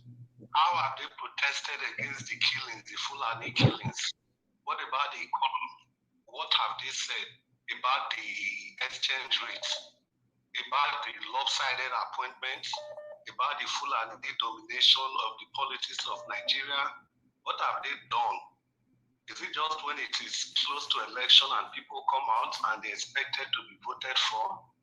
So I don't think it's going to work like that, because all these people, I don't see any one of them ready to lead this nation of 200 million people. You know, you don't just come out because you are a lady or because you are young or because you are a youth or whatever and think you can just come and become the president. You need to have been in the system. You need to have, we need to have seen you doing so many things before now. How are we not sure that some of these people, they have people that are sponsoring them behind the scene? And let's not even talk about Yahya Bello, because you look at the election that brought Yahya Bello into power, it was bloody. It was completely bloody. The Inspector General of Police, they used all the powers in Abuja to make sure that Yahya Bello got the ticket for the second time and also won the election. Okay. So I don't think it's about being young or anything. Then there's also a commentary I just want to comment on. I think somebody talked about, I can't remember who spoke about this, Mohammed Man, this Northern elder statesman that speaks for the Northern People Forum. You see that man that is saying that the mistake they make for bringing Buhari, that man is a serpent. If you know the antecedent of that man, you know that that man is a core Fulani supporter. The man doesn't see any part of Nigerians as human beings. And just to set the record straight, I think somebody already talked a lot about that man. We shouldn't be deceived by the sweet talk of that man. If you look at all the interviews he has granted, even when the South governor said they are meeting, he was one of the people that came out to oppose what the South governor said. And also that man, he came from, I've watched a lot of his interview. He came from Mauritania. He's from Mauritania. He's a Fulani from Mauritania. He's a first generation Fulani from Mauritania. He's the owner of this university in Abuja. So let's not be deceived by any of these people at all. They don't mean well. They are strategizing. They know that Buhari has failed, just like Nigeria was said, that it will be shocking for Buhari to come out and campaign for APC. But campaign or no campaign, we know the way these things work. Because we in the South, we keep saying Nigeria as one Nigeria, but that's not how the Fulani people see it. You mark my word, I've been using the word Fulani, because I've restricted myself from saying Hausa, because the Hausa people, they are very easy people to live with. They are not the problem of Nigeria. If we are talking about the North, we should separate the Fulanis completely from the Hausas, because the Fulanis, they are the problem of this country, not even the Hausas. They came and stole the identity of the Hausa people away. See, now the Hausas, they don't have anything like their own personal tradition. Everything is gone. They don't have traditional rulers, all overtaken by the Fulanis. That came from Futajelon just like 200-300 years ago. So that's the point, because we in the South, we tend to look at Nigeria as one single entity, and that was a mistake we made with Jonathan. We just wanted change anyhow. And now look at what Buhari has done. Talking about the 2023 elections, it will be a dream for any person to believe that a typical Fulani man will just hand over power like that. It's never going to happen. So that is why you can see everything Buhari does. He doesn't listen to criticism. Look at INEC. Look at the person that is in charge of INEC. And let's not forget, his own nephew is there as a director in INEC. He has the DSS and everybody surrounding him there.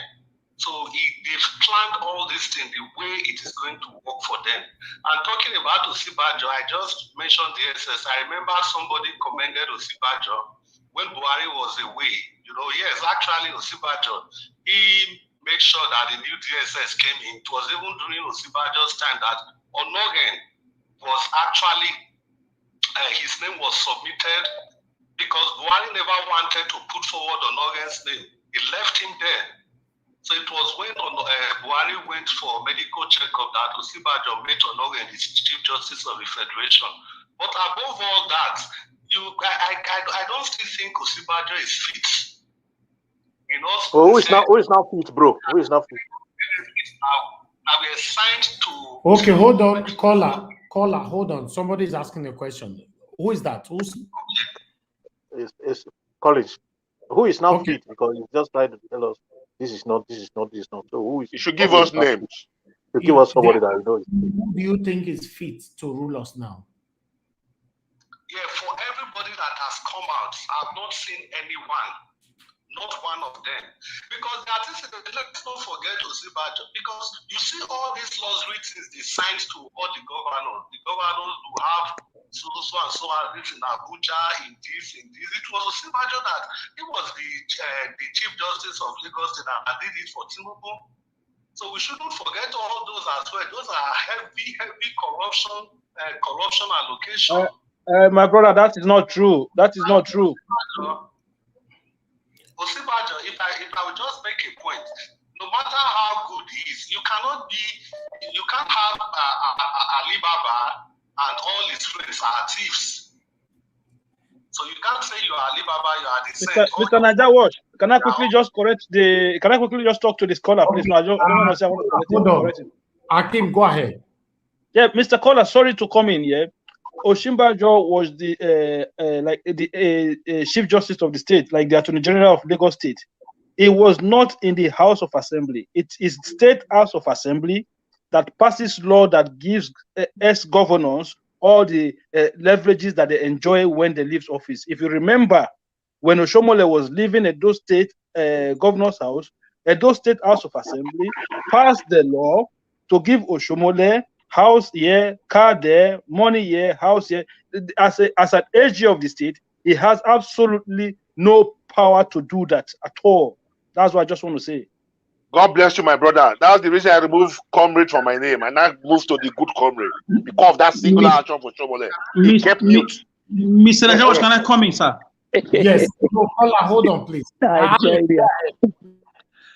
For me, Osibajo, as far as I'm concerned, is under the administration of President Buhari. For me, for him not to have voiced out over the situation of the country, over the incessant killing nationwide, over the way the Nigeria currency is thriving at the international markets, over the plight of the general Nigerians, for me, is a failure and is part of the killer machine and is a corrupt man.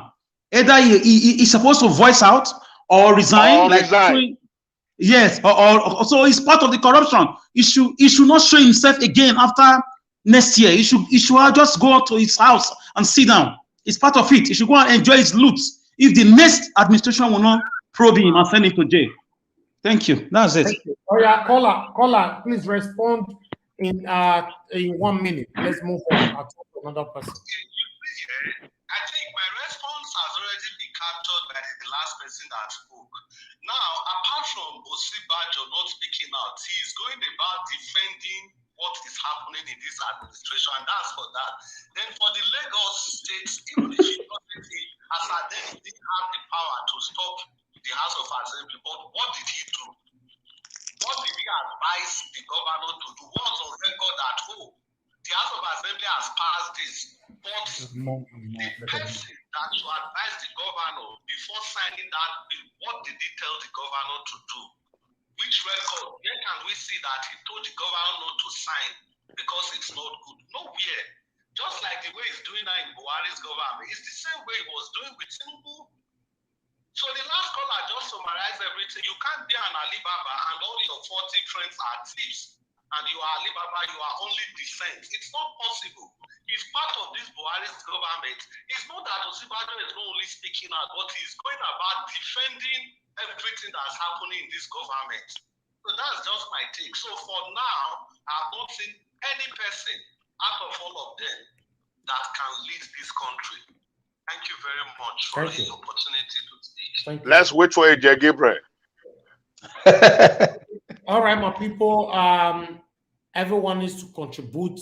Round up 1 minute. We need to end the show right now. Okay. Thank you very much, everyone. I appreciate you all. I'm just going to ask you all to talk. I don't know if Engineer Ken is still with us. I'm giving everybody 1 minute. I am. Okay, Engineer Ken, please, 1 minute. Address what we are rounding up now. Well, I thought maybe we're going to talk about those states, about what the DSS guy did to the tipper driver. At least I wanted us to talk about that. That's supposed to be a very, very sensitive thing I was supposed to talk about. Well, the only thing I have to say is this. Nigeria as a country is our mother's land. It's a country that we both love. And all we have to do, we have to pray for that land. Because the land is dying. We just have to pray for that land, that God Himself to arise in that land and take charge of it. So that she send a helper. Just like when Moses were called to liberate the Israelites from Egypt. So that's my take in it. Pray. Thank you so much, Engineer Ken. This evening. Thank you so much. We move to Mr. Jimo Elmo. Please talk to us. 1 minute. Yes, thank you very much. Thank you. I just want to quickly throw light on the major issue. To the best that I know politics, you need to pretend to get to the system. When you get there, you cannot do whatever you want. But once you are not loyal from the very beginning, don't forget, we are using the delegate system, where leaders control half of the delegates in the world. So by the time you don't look, if there is anything that you can't take away from Obaseki, is the way he behaved in APC and he was given a ticket to run for the governorship. So that's how you get into politics. So I believe Osibanjo is also playing that politics of let me be loyal until I get there. So I wouldn't blame him so much because that's the way the politics in Nigeria is. Thank you. Thank you, sir. Thank you very much. All right. Let's move on to OS again. Dolapo, 1 minute, please. Yeah, Najawash. Yeah, Dolapo, talk to us. Are you there? Hello, Dolapo. Unmute yourself. Okay, go ahead. You mute me. Yeah, go ahead. Yeah, can you hear me? Yeah, I can hear you now. Okay. Yeah, my last take for today is this. Nigerians should not forget what they are going through right now under the platform of APC. They should not forget the insecurity we are going through in Nigeria. They should not forget that the police brutality we are going through, unnecessary shooting of innocent citizens. They should not forget that. They should not forget the promises that Tinubu and Buhari gave to us in 2014 when they promised that $1 naira will be $1. They should not forget that promises. Have we seen that today? No, but today $1 is 500 naira. Nigerians should not forget that in a bit. So we should learn from our lessons. The eyes that cry also sees. We should always learn from our lessons. That's what I have to say. Thank you. Thank you very much. Let's go to Akin. Talk to us. Yes, brother. Good evening, everybody. Can you hear me, please? Yes. Very well. All right. Thank you for tonight's show. For me, the way forward really matters. Okay. And I will always advocate that we should stop this emergency change that we want to claim all the time. It's only when the election is 1 year to come that is when people start noticing that we need to change, we need to bring change, we need to do this, But there are times when Martin Luther King was doing all those activism that he did during his time. He even said it himself that, look, I've taken you to the mountaintop. I might not get there myself, but I know that we will get there someday. And the day came when they elected the black person as a president. So I think sometimes when we are advocating for changes, we should not be in a haste to say, oh, it has to come in our time. Sometimes it might not be in our own time, but we should understand that we have children, and we have children unborn as well. We have great grandchildren unborn as well. So this, whatever struggle that we are undertaking now, it must be for those times. Yeah, slowly we're going to be like unwinding things, but the time will come. I honestly believe that the time will come whereby all of this will become a thing of the past, because it can never be like this forever. There were times when people just go and they register their name, Michael Jackson, Mike Tyson. All those times have changed now. You don't do that anymore. There's PVC. Okay, so it is different now. Even Governor Yaya Bello, he tried to register twice. He was caught. That's a sitting governor. He was caught. So things can change. All right. Thank you very much, my brother Akim. I appreciate you. Thank you. All right. Let's move on to Prince Collins. Please talk to us. 1 minute. Thank you very much, my people. Actually, we need to see how we are going to perform. We shouldn't say the time is already gone, that just 2000, because the purpose of what we are doing is not for just 2023 election. It's how we can contribute meaningfully to the process of democracy in Nigeria. So we need to, first of all, for me, briefly, I think we need to do a reform in this our forum. It's very important. Mr. Najawo, Yadigi, you are trying. I think what you are doing now, you are doing it alone. I think I want you to solicit the effort of some of us that are also, that will kind of, bring innovative ideas that will make us, have a focus on what we are actually doing, so that when we are coming, we'll have a direction. And we need to know whether we are going to be neutral in what we are doing, or whether we are going to be objective, or we are going to, be part of the politics, a way of contributing, in a way of reorientation of Nigerians as regard the importance of any institution, like maybe religion, traditional, and otherwise. We need to state. Thank you, my brother. Thank you. Thank you. We need to round up now.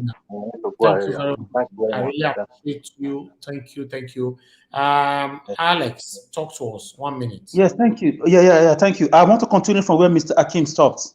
I believe you don't live for today, you live for the future. You live for history to judge you. Najawash, thank you for all you are doing. Posterity will not forget you.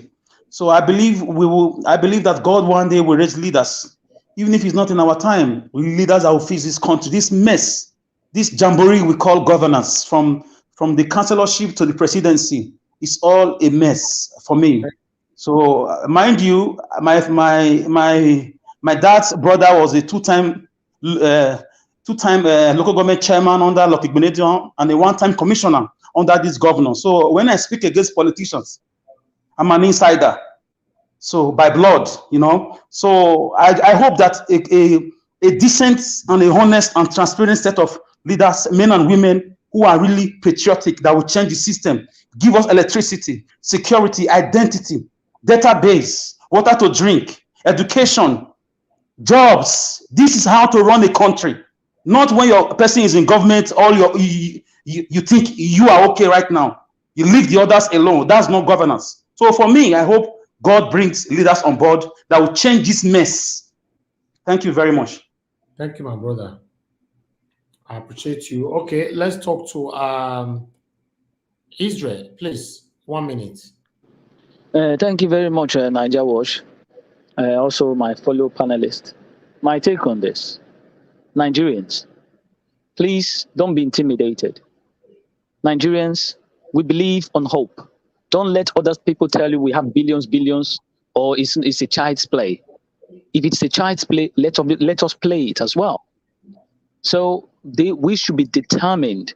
If you can change, your voice can change everything. We can't hear you anymore, Israel. You hear me now? Yeah, it's better now. Okay. Don't believe that somebody can intimidate you. You can always bring out your PVC and change with the status quo. My brothers and my sister, let us have the hope of a skinny child with a funny name who believe that that city or that society has a place for him too. Do not be intimidated. Face these people and we must face them. Whether they like it or not, our plight must go to that place where they have their Sunday newspapers on Wednesday. Thank you very much. Thank you, my brother. The good comrade, please talk to us at 1 minute. Yeah, good evening, my brothers. God bless everybody. Quick one. By the time all the political party, we now know their candidates, because now we are seeing aspirants. All of them are aspiring right now. I want all Nigerians to come together and set up agenda for them. One, accurate population census figure counts. Because there's this notion out there that the North is more than us. They are more than us. They are more than us. But some people have lived in North. They discover that they are not that much. In a community or in a city or in a state, you see county houses around the North. Because we have seen during elections, we see underage voters, children of 8, 9, 10, 11, 12, queuing up to vote in the North. While in the South, you must be 18 and above before you can vote. So there are a lot of things wrong with Nigeria. That is one of my anger against Goodluck Jonathan. Because census, according to the constitution, is supposed to be conducted every 10 years. During Jonathan's time, it fell on him, during his time he was president, to conduct election. Because he was looking for second term, he didn't want to offend the North. He escaped that. He did not carry it out.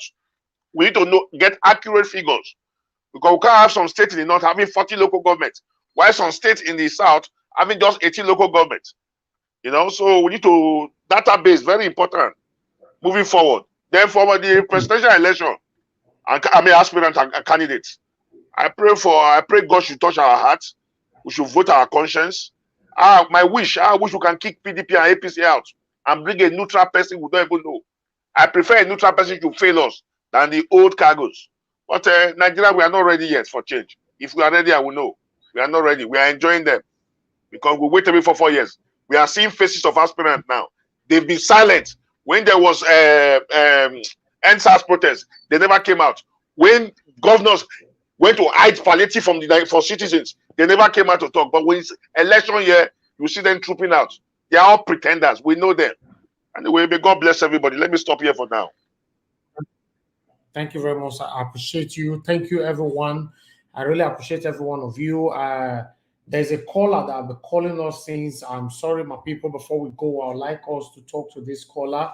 The calling, Mr. Pius. Let me see if you can call him back. He called more than the 20 minutes course, I guess. So let's just hear from him, then we'll move on from here. Mr. Najawa, sorry, about these tipper garage drivers and DSS. You will have to set up another program for that. We want justice. Because the information that got to me is that there was traffic in that houses. Thank you very much, sir. Drivers were controlling traffic. We have a caller. Hold on, sir. But we are changing the narrative already now. Thank you. Moving forward now. Oh, I have a caller, please. I have a caller. Hello, hey, we have 2023 at hand. Thank you, my brothers. Thank you for very much. everything, sir. Yes, sir. I've been listening from the beginning since everybody have talked with it. But I want something I want Nigerians to know. Even though you see AIT now, when they are talking, they are using a dossier to make an example. Even though recently they are even talking Lagos, not be Nigeria. They are using the slogan of Edo. You understand? Everybody know what happened in Edo. If Nigeria, we are really ready, look, we can vote those people out, PDP and APC. Yeah. If Nigeria really agree together as what happened in Edo State, we can vote those people out. But the only person I'm seeing now that if they can bring it out for him to be president of Nigeria is Winky. You understand? With PDP and APC, I know one of them is still go to rule. Nothing they will do in that country. Unless Nigeria say, okay, we don't really want those people again. You understand? Okay. If PDP bring anybody out, for example, any youth, PDP will bring one youth out. Look, that Nice one. Nice one, caller. Thank you. Okay, let us bring a person like Nigerian Watch out. People have never known you before because they have that grant, and you will win, but they will not give you a chance to do what you want to do for Nigeria. You betrayed them. Charity begins at home. Nigerian Watch 2024 governorship election in those states. Get ready. I will sponsor you. Amen. Oh, amen. Amen. Amen. Nigerian Watch. Sorry, I will betray. I will checkmate you. I will checkmate you. No. Listen, guys. One thing that you guys must understand: if someone like me want to go for governorship seat, trust me, these politicians will not allow it to happen. You know why? They know how we these toes that Governor Obaseki could not step on. I will step on all the God. And you would squeeze them, right? Not.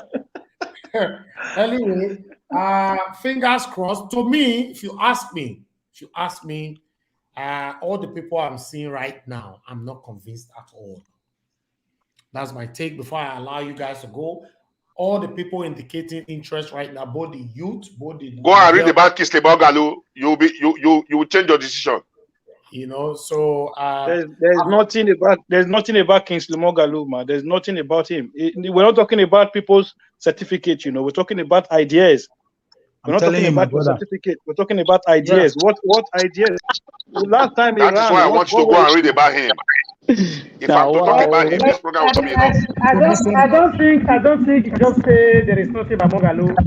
You know him. You know Guys, I'm with you, sir. Go ahead. Guys, God bless you. Please hold on, my people. I think Mr. Mori wants to do something. Go ahead, Mr. Mori. It was me or not Mr. Yes, sir. Mori. You know, this Mr. Mori, we can't hear you. I'm coming. Can I have the floor? Somebody. There's noise coming from your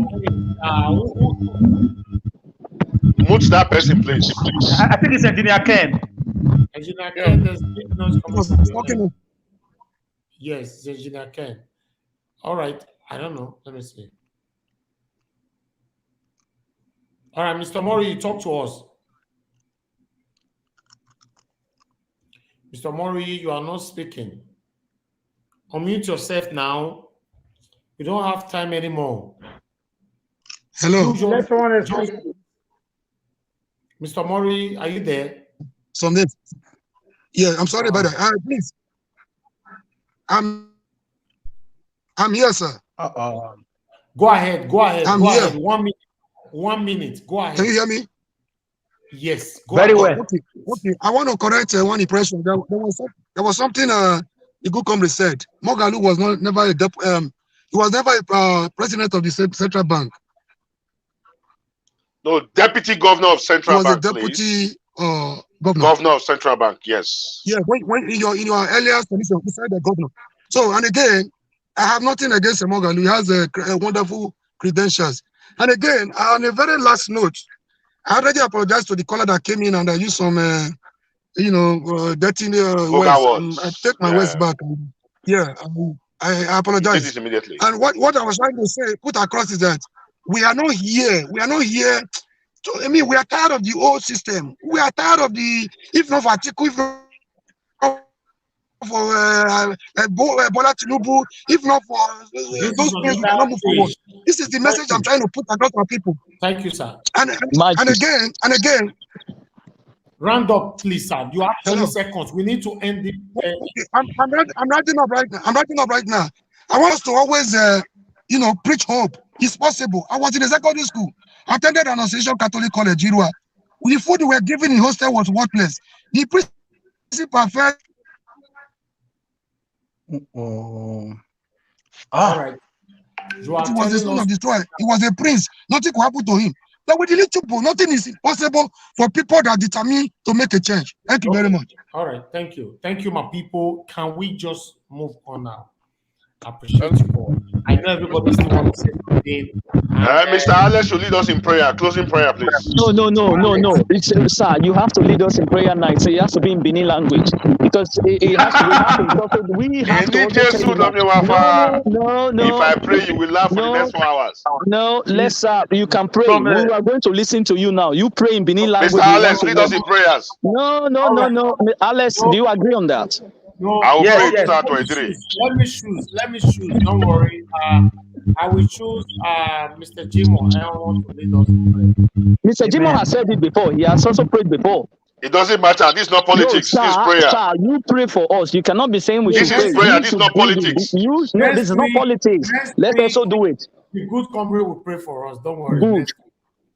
Next week. In Swahili language. All right. Father, in Jesus' name. Mr. Amen. Jim, are you there with us? Who is praying for us? Alex. Okay, Alex. Go ahead. Pray for us. Father, in Jesus' name. Amen. Father, we thank you for this wonderful debate we just had.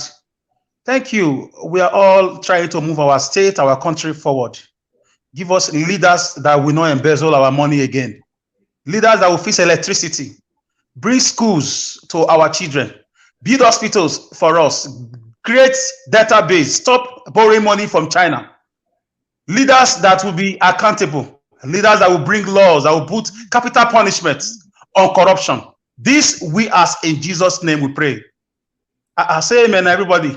Amen. Corruption against it, amen. Mr. Adegi, quickly. The DSS that killed our brother, we want justice. They must be searched They must be searched and they must be tried. Public trial. We want to see them in jail. Because they were driving against traffic. Sir, we cannot change our own this thing now because you're trying to divert it. We said no, not today. Hey, I'm talking about the future, next program. We must talk about it. Human beings, the breadwinner in his family. Yes, we have been working for that. We will also pray, but it shouldn't be on our debate because our debate that's a separate. No. I'm not saying it's moving forward at next debate. We want to see justice. Finish now. Mr. Edigi should continuously be on that case until we see justice, not promises, not compensation. You can't bring back the debt. Those DSS must be sacked, must be tried, and they must go to jail. A good comrade, Imakwe. Always sacked.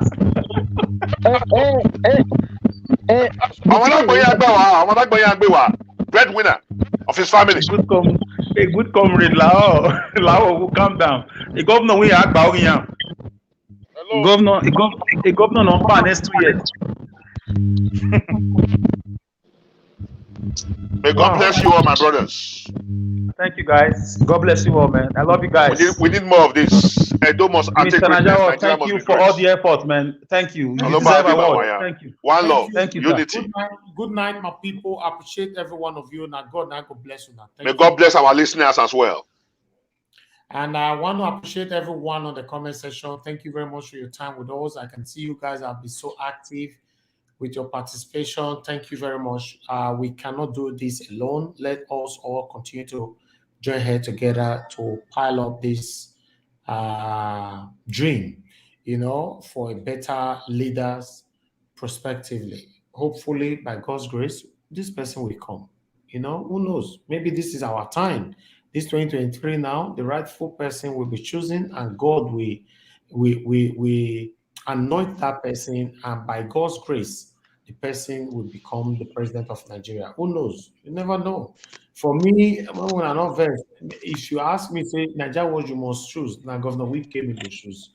I never hear saying talk say in one rule. So now be that for me, I will choose them. And it's good to give people a try to see if they can actually deliver. So Mongalo, they are talking about, I don't really know much about him, but I'm going to do more studies about him. But meanwhile, I appreciate every one of you. Apart from all that, everybody that have indicated interest right now, I'm not convinced and I'm not supporting any of them. Thank you, my people. Now God bless all of you. Now we'll round up. Now we'll draw the curtain. I will say, have a good night, my people. Bye for now.